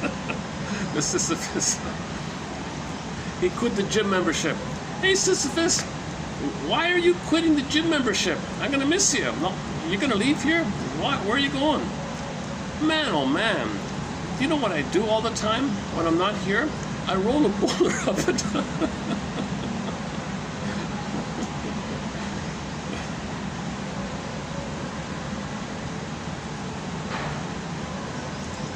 Okay, so there's a couple of, what do you think? That's not a bad batch, yeah? Oh, the inner toddler. Oh, the inner toddler, okay. Jazz trio. Rationalization. Oh, the store, the shop, the clerk says, oh, don't worry, these defense mechanisms have a guarantee. If they don't work, embedded in it, you'll find yourself blaming somebody. You'll blame them, you'll just blame. It's like it's built in that you'll blame when something doesn't work. Like a backup, built-in backup. Internal zoo. You're not the center of the universe. You're just the manager of an internal zoo. Your emotional life, yeah. On neurotic anxiety, a man holds a tight grip on the steering wheel of a roller coaster, convinced that his intense concentration and muscle tension are keeping the train on the tracks.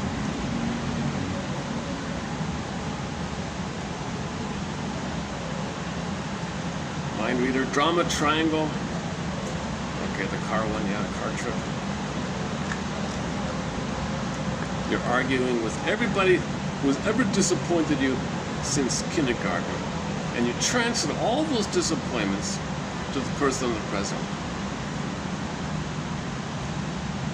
Mature happiness in love, regular love, companion love, is when you stop looking for the perfect one who will heal your childhood and start looking for a fellow traveler who has an interesting set of scars of their own.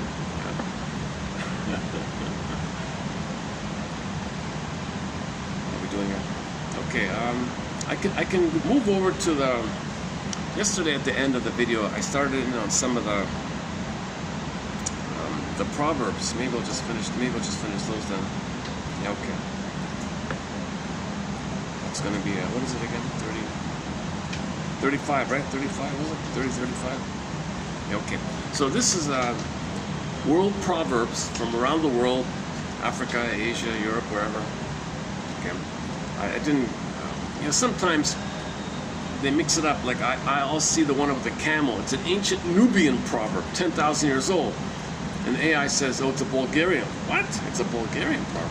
So there's the same thing can be said in different ways all over the place. So it's kind of hard with this world proverb idea. Anyways, yesterday we did the snake one, right? The snake that cannot shed its skin dies. Wow. The snake has to shed its skin, otherwise it dies, right? The ego, the person, your mind, you must discard outdated identities, outdated defensive strategies if you're going to survive, like emotion speaking, right? The fox blames the trap, not himself. In classic projection, right? Projection shifts the internal inadequacies and unacceptable impulses onto external objects to protect the fragile ego structure. Yeah, maybe. Workman and his tools idea. All right. A dream is a wish your heart makes. Dreams represent the disguised, hallucinated fulfillment of repressed, unconscious wishes and infantile desires that are unacceptable to waking consciousness. Okay.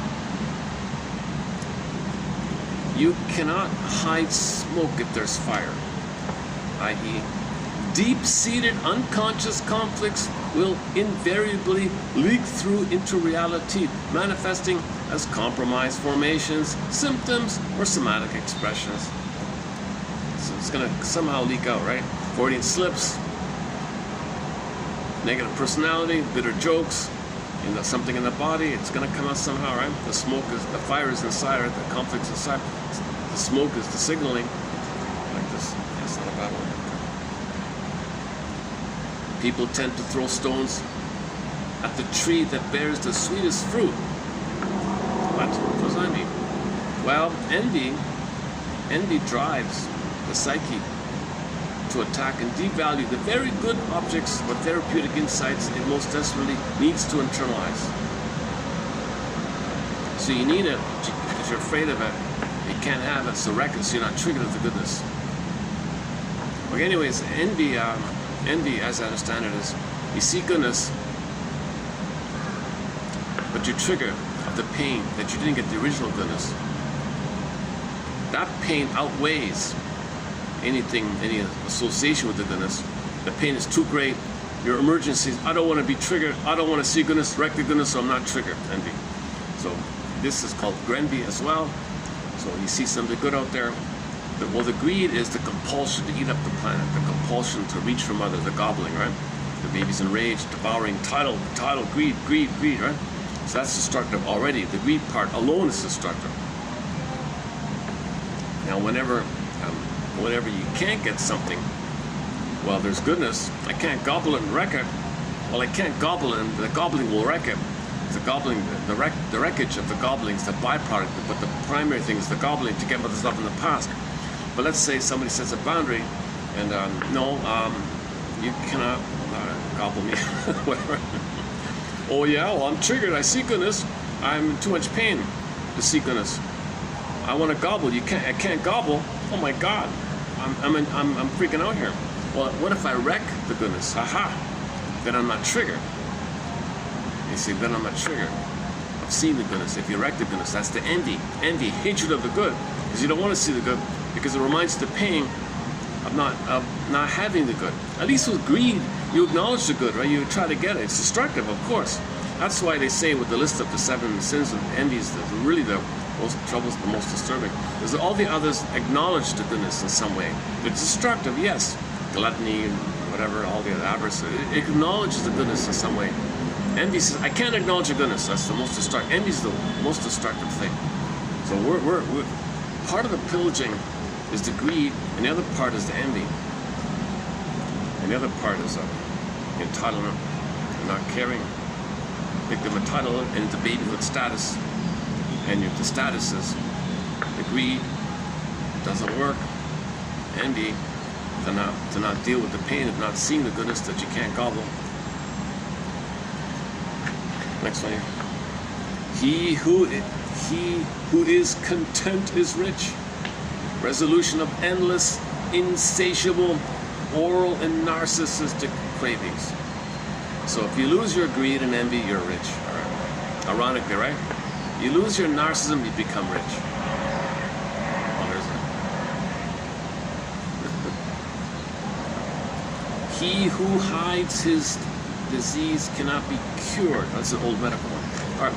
He who hides his disease cannot be cured, i.e., repression keeps painful truths or traumas locked in the unconscious. That's repression. As long as the ego denies the symptom to protect itself, healing cannot begin. As long as the ego denies the symptom to protect itself, or you deny that you're repressing, healing cannot begin. Bringing the shadow material into conscious awareness is the first step.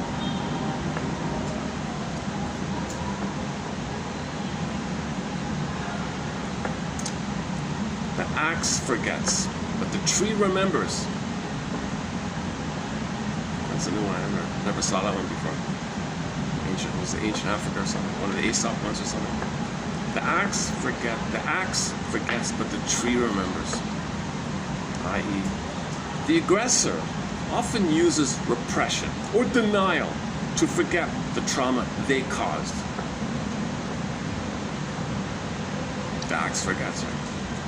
Meanwhile, the victim's psyche retains the imprint of the wound, storing it somatically and emotionally in the unconscious memory. Now, the one who is the aggressor used to be the victim. There's always a victim under the aggressor. So the aggressor is also the victim, but they're so pained by it, so repressed, they do the most disturbing thing of all, called identification of the aggressor. That's the most troublesome, because if you are the aggressor, you're never going to remember that you're a victim. Just be the aggressor, and you don't remember you were the victim. The aggressor is the victim underneath. Right? Yeah, that's an important one here. The axe forgets. So the bully forgets, but the kid he picked on remembers, right? He's haunted his whole life, the geek being bullied. The bully doesn't care. I don't care. But the act of being a bully is the way to never ever remember that he was once a geek inside, wounded inside. Like, all right, the axe forgets, but the tree remembers. The aggressor often uses repression or denial to forget the trauma they caused.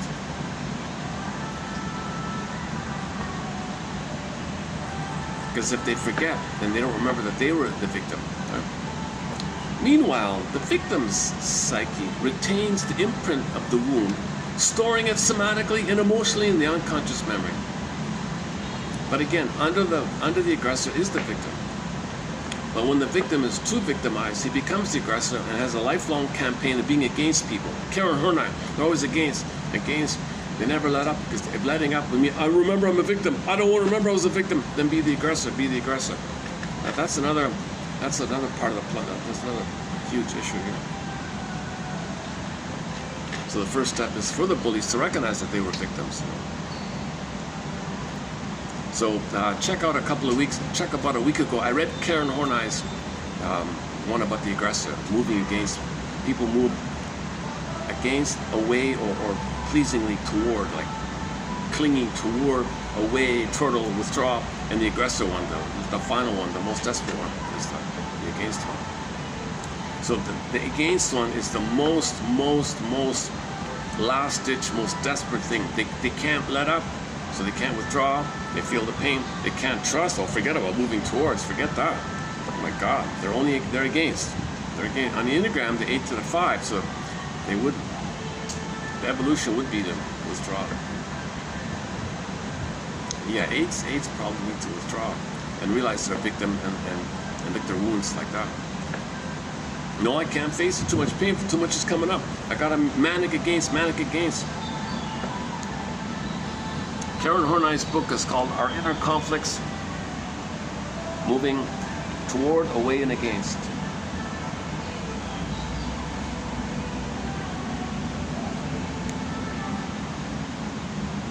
Actually, I could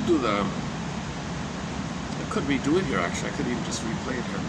No, I played the audio. You'll hear the audio about a week ago. Check it out. Okay, next proverb, world proverb. The man who rolls in the mud thinks everyone is dirty. Yeah, okay. Classic projection.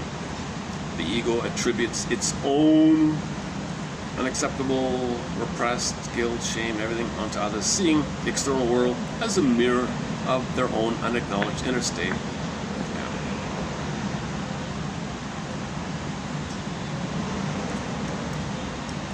Every monster has its cave. Every terrifying phobic object or bizarre neurotic symptom is rooted in a specific protective psychodynamic landscape or historical trauma. So there's two ways. It's in the unconscious labyrinth. There's a monster in there, right? Well, that's your trauma. The monster is your rage put in, the encapsulation, the denial, the burying, the cave, the repression. Your rage is the monster after trauma. So the monster is your rage at the trauma, and the trauma is denied. That's the cave idea, and your rage kind of put together like that. As mentioned earlier, a previous one was about the development. Child wants to develop, like fly, like an airplane, a crash. Okay. Where's the black box? It's in the unconscious, looking for the black box. What happened? Kind of. That's a good one too. We're looking for the psychic black box of the crashing of our psychological, emotional development. Okay. There's a pain so utter. Oh no, sorry. A great hope in development. Emily Dickinson. A great hope for development. Child development. Attached development. Like a hope. To develop, like a plane. To develop, fly, go, move, develop. Not just stay there, just go. Development. Airplane, metaphor. A great hope. Crash. Fell. You heard no noise. The wreckage was within. Black box. Oh, cunning tale that let no witness in. Where's the black box? We don't even know it. Hidden. Where's the? There's a black box. But did it record it? Where is it? This whole mystery of the trauma. Okay, a version of that is the cave, and then your rage, the monster, and your own buried rage about it. All disassociated. Affects the body. Next one here.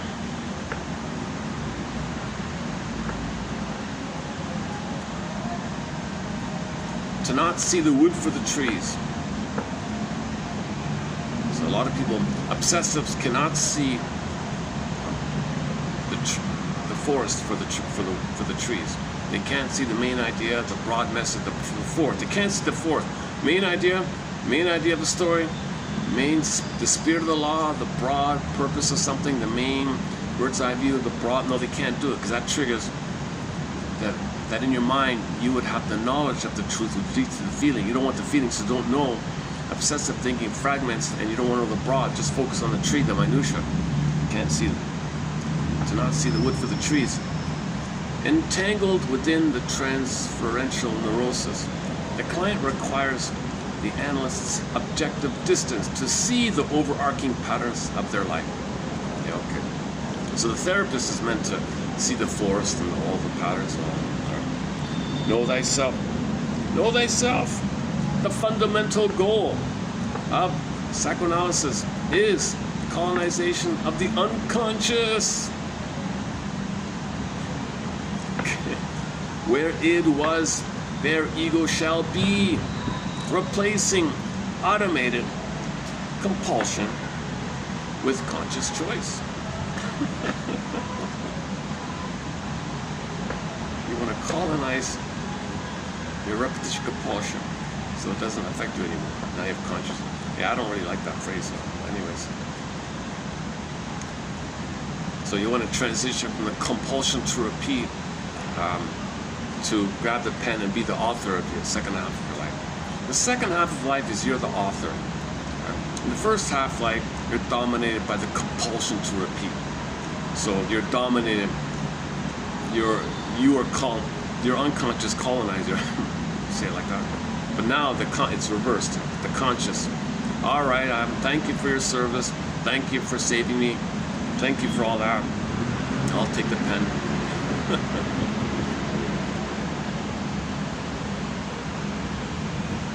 Oh, we haven't heard this in a long time. Be the change you wish to see. Be the change you wish to see. Relinquishing and externalizing blame structure in favor of internal structural alteration is the ultimate hallmark of a successful analysis. Okay. Man in the mirror.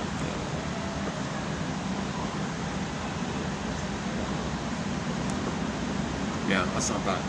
Relinquishing and externalizing blame structure. So your pattern of blaming, projecting, making excuses, etc. in favor of internal structural change. Okay. So in your unconscious structural psychic structure, you separated from it. You said, thank you for coping. I'm sorry, Mother, that you did that to me, but I'm leaving you now. Differentiation. And you feel the pain. Defense mechanism. I can handle it. I'm an adult now. I can handle it. There's a transition like that. So you're trying to change psychic structure. That's the hallmark of a successful analysis. And now you can be the change you wish to see. The outer will reflect your inner. The seed. Like for your gardening, right? You buy some tomato seeds. Okay, the tomato seed. The seed must die before the plant can grow. That's one version of the motif of the death rebirth motif. You got the seed dies, crashes in the soil, rebirths the plant, right? That's one version of the rebirth motif, the seed thing. The seed must die before the plant can grow, i.e. archaic, infantile ego states. For example, narcissism, bullyism. Identification to aggressor, either or thinking, narcissism, entitlement, archaic infantile ego states, and primitive defensive organizations must undergo a symbolic death for a mature, integrated personality to blossom. Okay, yeah, it's not bad. So just that's a good metaphor. The seed dies and then the flower blossoms. Well, the seed is our old. Okay, like some of the jokes talked about, the death of all that. Okay, it's kind of like a soil, and you wait a while, and something new can come, something new can blossom. Try that. Write your own script, bit by bit. Out of chaos, stars are born. Out of chaos, stars are born. I.e., the painful breakdown of obsolete neurotic defenses clears the necessary ground for a genesis of an authentic creative self. A similar idea. Okay, we have the seed one already, so let's take that one out, right? Yeah, okay, that's similar to the seed one. Let's take that one out. Next one here. Oh, history repeats itself. Repetition compulsion. Without a conscious integration of childhood dynamics, individuals are doomed to unconsciously recreate past developmental failures in their adult lives. You know, Anne Teachworth entitled the sequel to her book, Why We Pick the Mates We Do. This title, History Repeats Itself. Like your past repeats itself. So you always repeat the past, hoping for a better past. Right? You don't know this, right? When you know it, then you can stop repeating. Emotionally known, called experiential knowing, not just in your idea knowing and feeling knowing, that together, feeling, affect, syntax, apprehension, comprehension, experiential knowing, okay, body and communication, feeling and thinking, experiential knowing, okay, like a complete knowing, then you stop repeating. If you don't have the knowing, experiential knowing, to use Barnett's phrase, you're just going to repeat until you do know. He who climbs the mountain sees further. He who climbs the mountain sees further. Okay? Or how about He who goes to the rooftop. He who goes to the rooftop restaurant sees further. He who takes the escalator to the top of the skyscraper, to the rooftop restaurant, sees further. Okay? Gaining distance from, i.e., gaining distance from repetitive neurotic cycles grants the ego a panoramic, self-reflective perspective on its own life history. Okay, the bird's eye view idea. So the bird looks down because sees the broad thing, so you want to be like the bird. The cord's holding up, eh? Okay, I got this awkward situation. I gotta keep this thing taped so I can have the battery. I'd rather deal with this. The quality of the sound is okay now, right? You don't hear this echoing. When you're hearing me now, right? You don't hear an echoing, do you? But that newer phone that I got has this tunnel echoing sound. Like you're in a tunnel kind of. Okay, how many left? Oh, 3 more left here. All right. Oh, the camel. A former, pardon me. Okay, we're almost done here. The end is where we start from. The end of your old way, the death of the seed, you start from there for the blossoming, right? The death of old narcissism, archaic childhood defenses and methods. The death of that is the beginning. That's where you start from. The end is where we start from. The ending of a successful analysis is not an ending, but the true beginning of an autonomous, unburdened life path. You're free now. New beginnings. That's the rebirth motif. Yeah, same thing. The rebirth motif. The end is where we. The end is where we start from. Rebirth motif, right there. Oh, yeah, I get the camel. The camel never sees their own hump, but their neighbor's hump is always before their eyes. A textbook illustration of projection. The ego defends itself against acknowledging its own flaws or quote humps by externalizing them, making them hyper-visible in the external object while remaining blind to yourself about it. Yeah. Okay, 2 more here. The thief thinks everyone else steals. Oh, that's similar to the other one. Okay, this might be a duplicate here. When an impulse or behavior induces deep unconscious guilt, the psyche projects its own corrupt motivations onto the outer world. This defense mechanism alleviates the anxiety by convincing the self that the transgressive behavior is everywhere. Okay, so if you say everyone does it, you feel less bad, right? Okay, similar idea. Okay. Last one, last but not least here. Okay, also on projection. If you hate a person, you hate something in them that is a part of yourself. So a little phrasing, a little tweaking there in this idea of projection. So you say, I hate that guy. Well, what do you hate?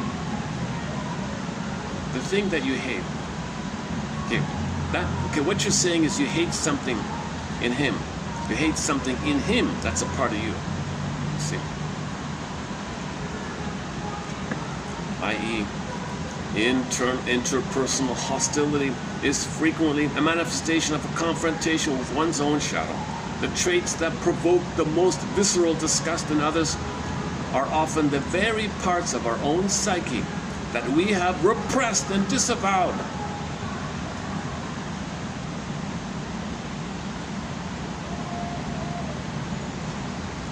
You become more accepting of people. Like the more you own your projections, the more you understand and accept people. Because the more you accept yourself, the more you accept others, kind of thing, right? The more you deny, the more you lie to yourself, the more you hate others, kind of thing. All right, let's see if this will. Should we read it out? Hang on a sec. Oh, I have to do the copyright. Let's see if the phone will read this out. Or is it going to be the same like last time? The snake that cannot shed its skin.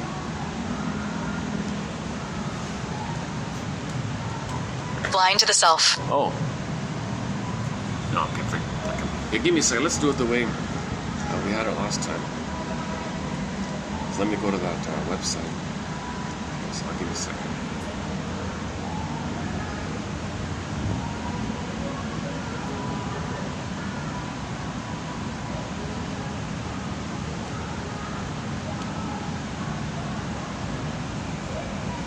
All right.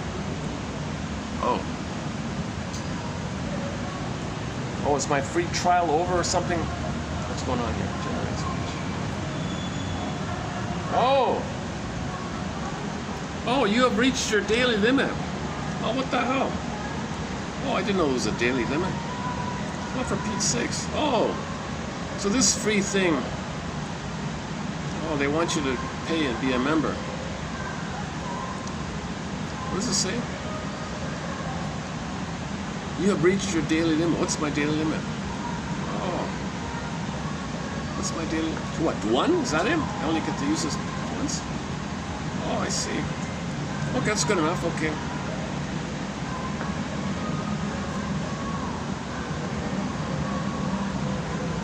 Wait a second.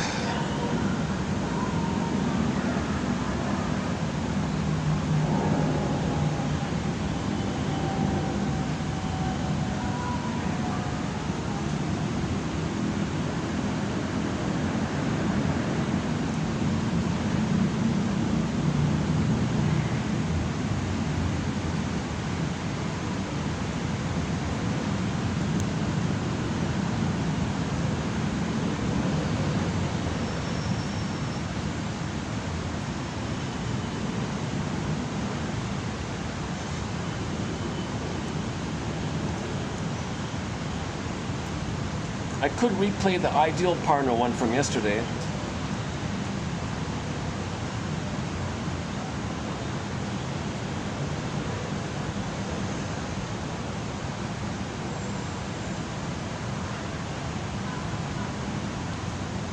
Okay, moving against, away, and toward. We could do that, Karen, hold on.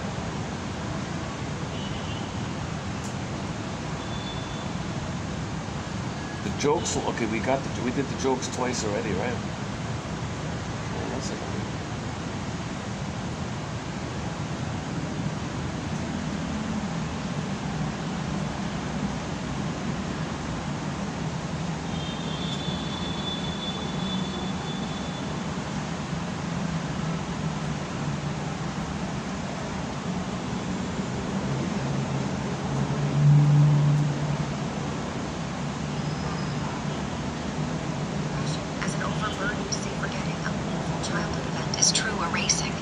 Locking it in a mental safe.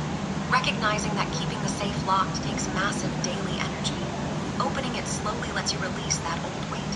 Projection as a faulty mirror. When you intensely dislike a trait in someone else, you are often seeing a disowned piece of yourself. Ask yourself, where do I act exactly like this? Accepting that hidden side reduces your anger toward others. Reaction formation as an overcorrection, being excessively sweet to someone you secretly dislike, is a shield against your own hostility. Acknowledge your normal, messy feelings of anger. This is 11 minutes long. This is just some. I'm trying to remember if I played this before. I don't think I played this. This was sort of going to be in the honorable mention pile, like a backup thing I had. Hang on a second, let me try this again. Let me play this for a few minutes also. Depression as an overburdened, say, forgetting a painful childhood event is true erasing. It is locking it in a mental safe. Yeah, no, I haven't. Recognizing that keeping the safe locked takes Yeah, I haven't played this. Yeah, I don't think I played this. Okay, here, what follows for the next 11 minutes and 8 seconds are some similar to what we kind of covered with the jokes, but not in the humorous modality, just in a neutral, objective modality. So these, you're going to hear 11 minutes of definitions or short self-help, self-awareness kind of ideas, I think. So there'll be a few definitions, like the first one is repression. right? Burying it, but they can come up to, okay, the fire and the smoke idea, and so on. Okay, let's play this. Let's play this. Repression as an overburdened safe forgetting a painful childhood event is true erasing. It is locking it in a mental safe. Recognizing that keeping the safe locked takes massive daily energy. Opening it slowly lets you release. Yeah, maybe I can comment on it. Yeah, okay.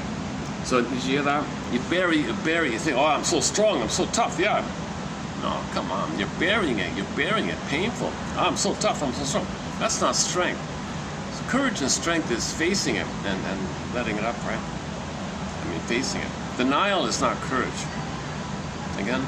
Repression as an overburdened safe forgetting a painful childhood event is true erasing. It is locking it in a mental safe. Recognizing that keeping the safe locked takes massive daily energy. Opening it slowly lets you release that old weight. Projection as a faulty mirror when you intensely dislike a trait in someone else. You are often seeing a disowned piece of yourself. Ask yourself, where do I act exactly like this? Accepting that hidden side reduces your anger toward others. Reaction formation as an overcorrection being excessively sweet to someone you secretly dislike is a shield against your own hostility. Acknowledge your normal, messy feelings of anger so you can build honest, balanced relationships. Rationalization as an emotional lawyer making up perfectly logical excuses for bad behavior protects you from feeling guilty or flawed. Face the raw truth of your actions without making excuses, allowing for genuine apologies and change. Sublimation as an alchemist's fire interpretation. Channeling deep anger into intense exercise or beautiful art turns raw survival energy into a gift. Path to healing. Intentionally find creative outlets for your darkest, heaviest emotions. Displacement as hitting the wrong target snapping at your partner after your boss yells at you passes your fear down the ladder. Trace your anger back to its true source so you stop hurting innocent people. Regression as a time traveling, escape throwing a tantrum, or acting helpless as an adult means a stressed inner child has taken the driver's seat. Step in as the loving adult you are today and comfort that scared child inside you. Denial as an emotional blindfold refusing to see a partner's obvious betrayal keeps a fragile reality from shattering.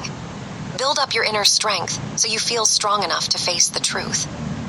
Intellectualization as a cold shield drop down from your analytical head into your physical chest and belly to let yourself cry. Splitting as a black and white world viewing people as either all good or all bad protects you from the confusion of human complexity. Accept that good people can make mistakes and flawed people can still love you. The shadow as the basement, the parts of yourself you hide because you think they are ugly still make noise from the basement.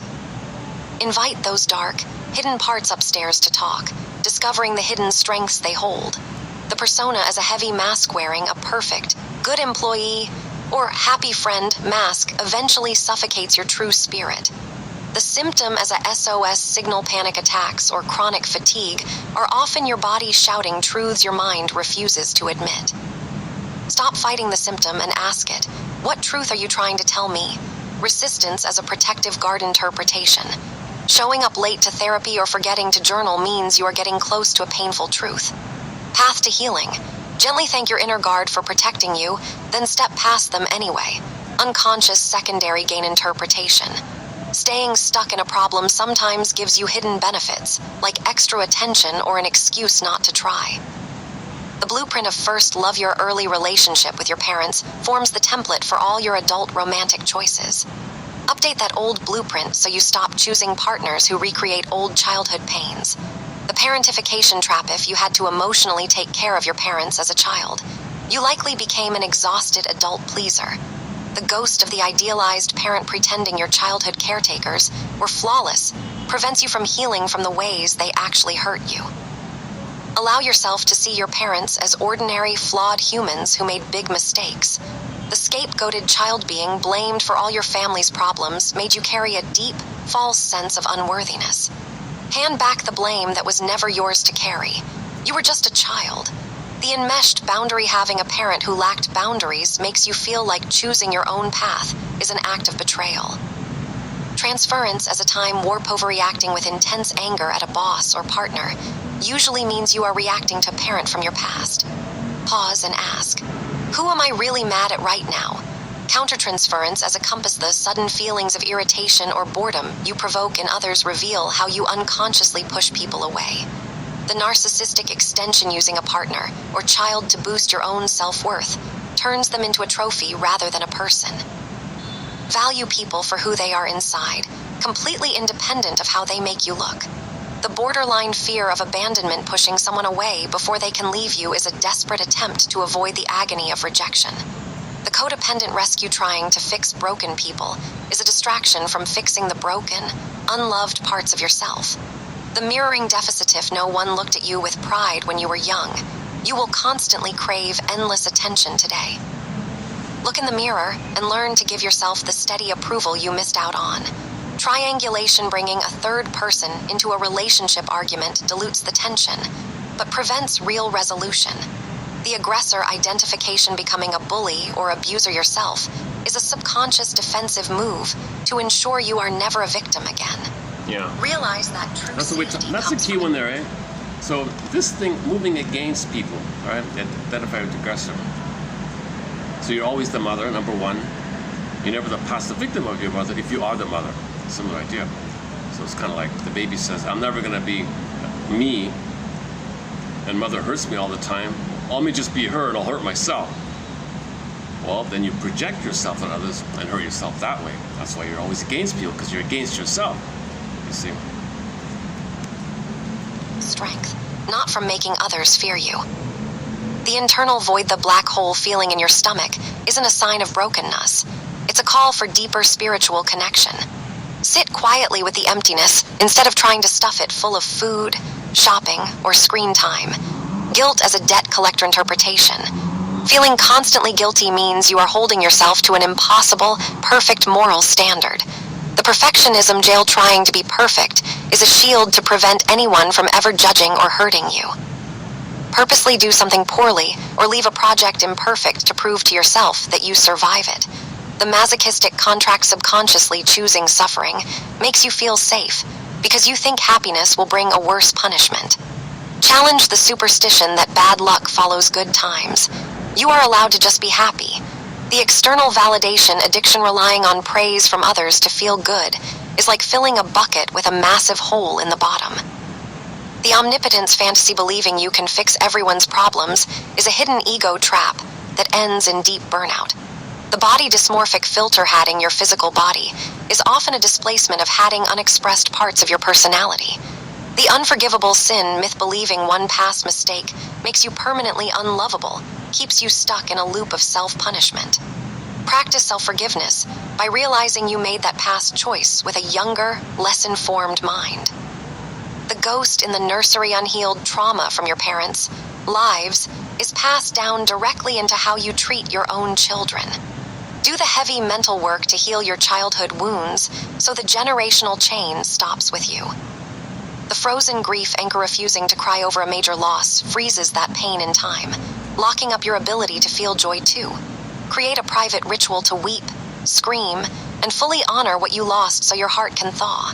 The anniversary reaction, becoming suddenly sad or sick at the exact time of year a past trauma happened, is your body remembering history. Mark the calendar date, expect the wave of heavy feelings, and treat yourself with extra gentle care. The secret loyalty to misery, being happier than your depressed parents, can feel like an act of betrayal to them. Realize the best way to honor your family's struggles is to live a fully joyful, healthy life.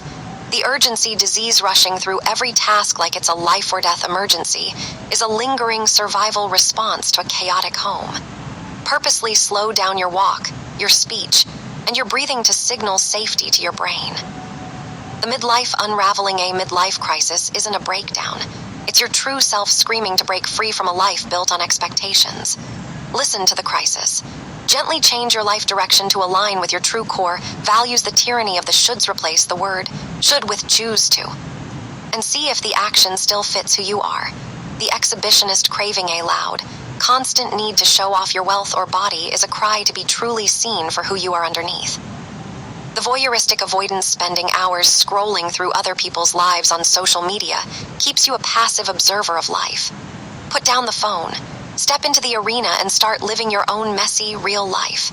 The greed black hole, amassing endless money, clothes, or status is an attempt to fill an emotional hunger that items cannot satisfy. Feed your true hunger with deep conversation, spiritual exploration, and connection to nature. The birth of the true self, your true self, is the quiet, calm presence that remains when you stop trying to please everyone else. Spend regular time alone in silence to get to know this quiet inner voice. The mastery of affect healing means you stop letting your emotions drive your actions blindly. You learn to feel a wave without drowning. Name your emotion. The mourning of the wounded ego, letting go of your old identity as a sick person or victim, can bring a strange, real feeling of grief. The container and the contained your mind must become a strong container capable of holding heavy feelings without shattering. Build mental strength through steady daily meditation, journaling, and regular therapy. The realization of agency, realizing you are the author of your own life story, not just a passenger trapped in a bad movie. The humility of the ego, recognizing you are not the center of the entire universe, removes an incredible amount of pressure from your shoulders. Look up at the night stars and appreciate being a small, beautiful part of a massive puzzle.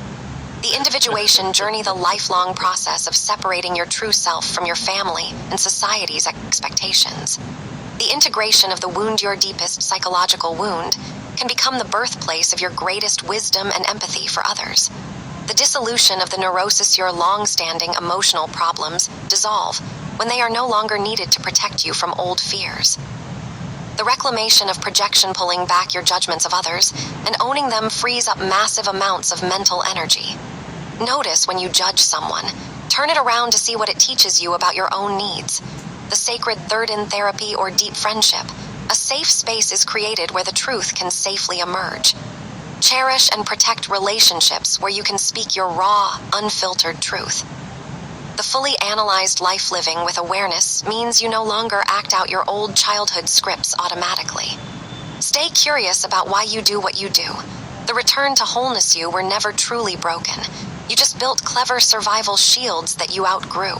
AITQ 333940. Repression as an overburdened. Oh yeah, 30. Okay, that's two pages. So you'll find this batch 33, 39, and 40. Yeah. Not a bad little batch. There's some good ones in there, right? The star. Oh, you're part of the puzzle. Look up at the stars. All the vastness.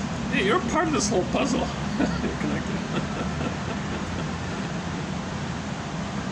Oh, okay. Hang on. 3940. What do we have here? We have about. Oh, it unplugged on me. Oh, that's okay. Let's see. I can take it off then. All right. Let me unplug this.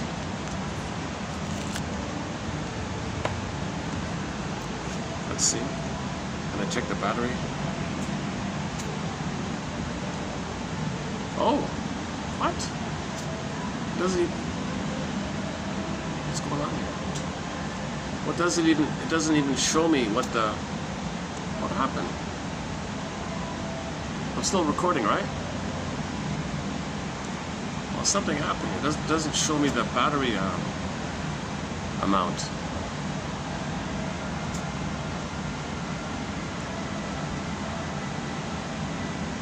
Okay, we're gonna wrap up soon, anyway, so it should be okay.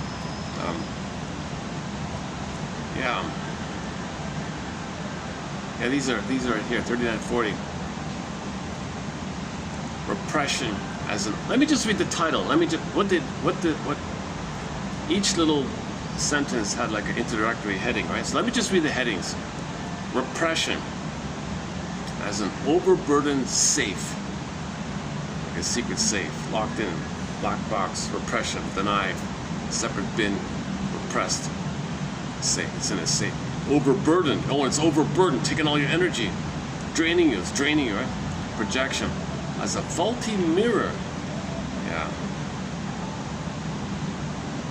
When you intensely dislike a trait in someone else, you are often seeing a disowned piece of yourself.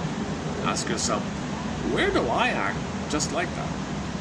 Accepting that inside reduces your anger toward others. So it could be, when do I act like that, or when I might act like that, or that's really what I want to, how I want to act. Something about you don't want to admit. Reaction formation is over concern. Okay, you opposites, over concern. I mean,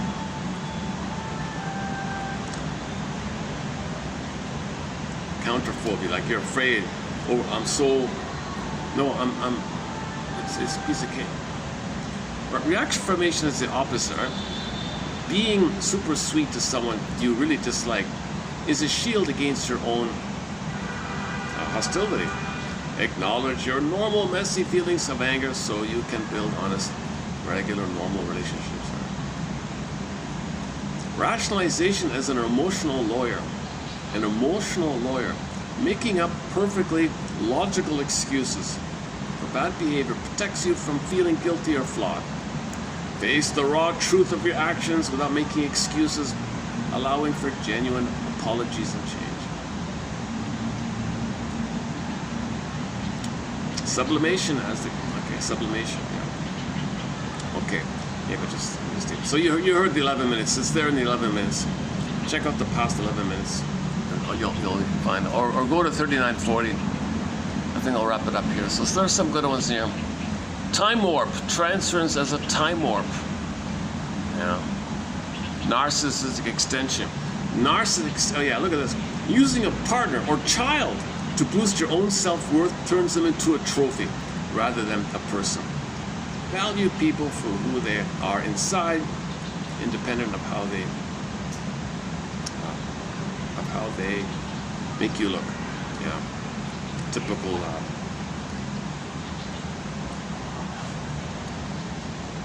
This will be, I think, what happens. Sometimes there's a breakup, there's a divorce or something. There's a quick rebound, but the rebound is just a trophy to restore their esteem. So they'll choose not someone they know or care about, but choose someone with status or very handsome or pretty or something like that to compensate for how you're feeling. Right?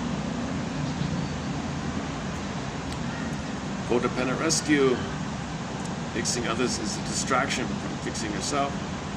Triangulation. Bringing a third person into a relationship. Argument dilutes the tension, but prevents resolution. Identification with the aggressor. Becoming the aggressor, a bully, for example, yourself, is a subconscious defensive move to ensure you are not hurt by your mother in your mind anymore. Yeah. Realize that true safety comes from inner strength, not treating others the way your mother treated you. That was you. Okay, let's see. Perfectionism. Omnipotent fantasies. Yeah, some people don't like that. Hating your body physically is often a displacement of hating unexpressed parts of your personality. Is that true? People do that? If you're honest with yourself, you accept yourself overall, right? Ghost in the nursery. Intergenerational trauma. Unhealed trauma from your parents' lives is passed down directly into how you treat your own children.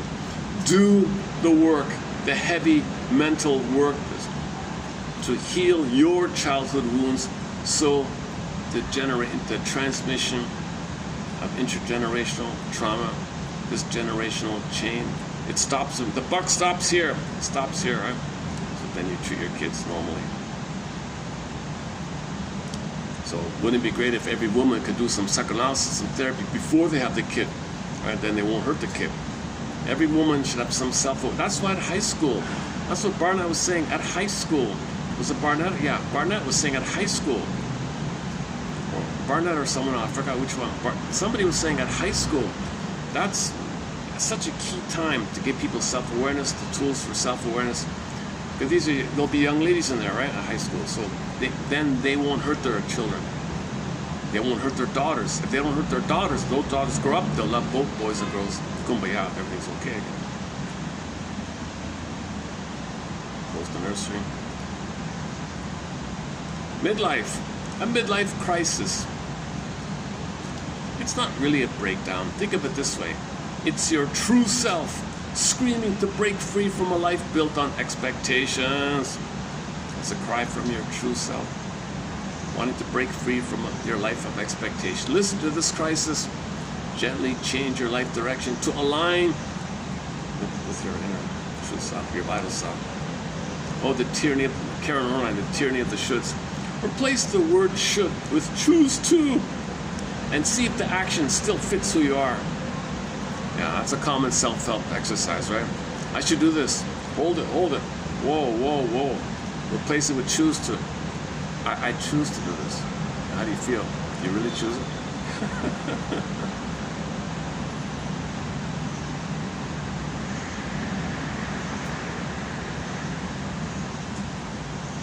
Okay. I've only got a couple minutes left here. It's okay if the video cuts out due to lack of storage, the video's still there. I only lose the video if it's a loss of battery. So anyways, I only have basically an hour. I should close it up right now. Okay, so you'll find the rest of these here.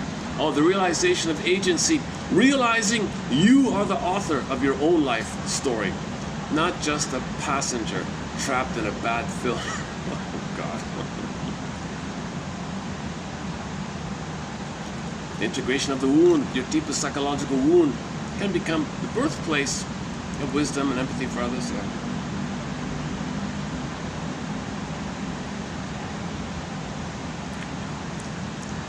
Okay, the sacred third, yeah, this is the third idea.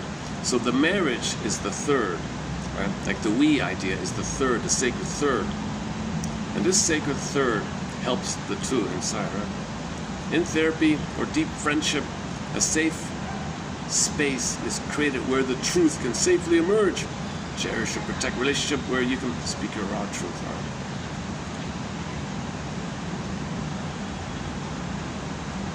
Yeah, the fully analyzed life. Living with awareness means you no longer act out your old childhood scripts. Stay curious about why you do what you do. The return to wholeness, Ithaca. You were never truly broken. You just built clever survival shields that you outgrew. No longer needed, then you found yourself. Yeah, okay. Well, that's an interesting way of putting it. All right, 33, 39, and 40, if you want to read the whole list there. Let's choose a song. Let's wrap it up with a song here.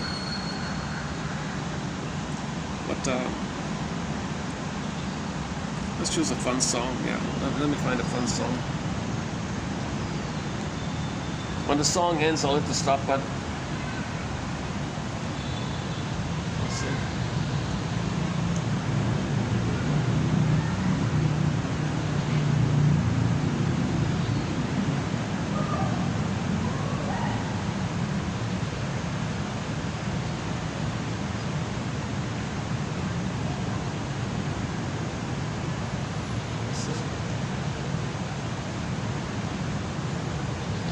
What's this one?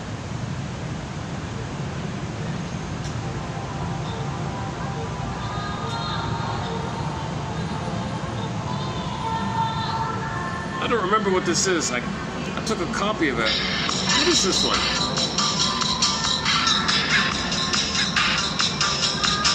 What is this? I don't remember. It's called La Coete.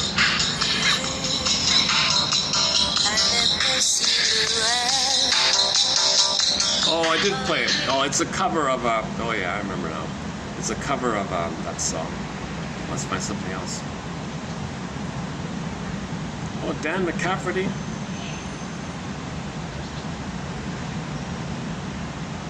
Love leads to madness. Something beautiful, Lynn Miles.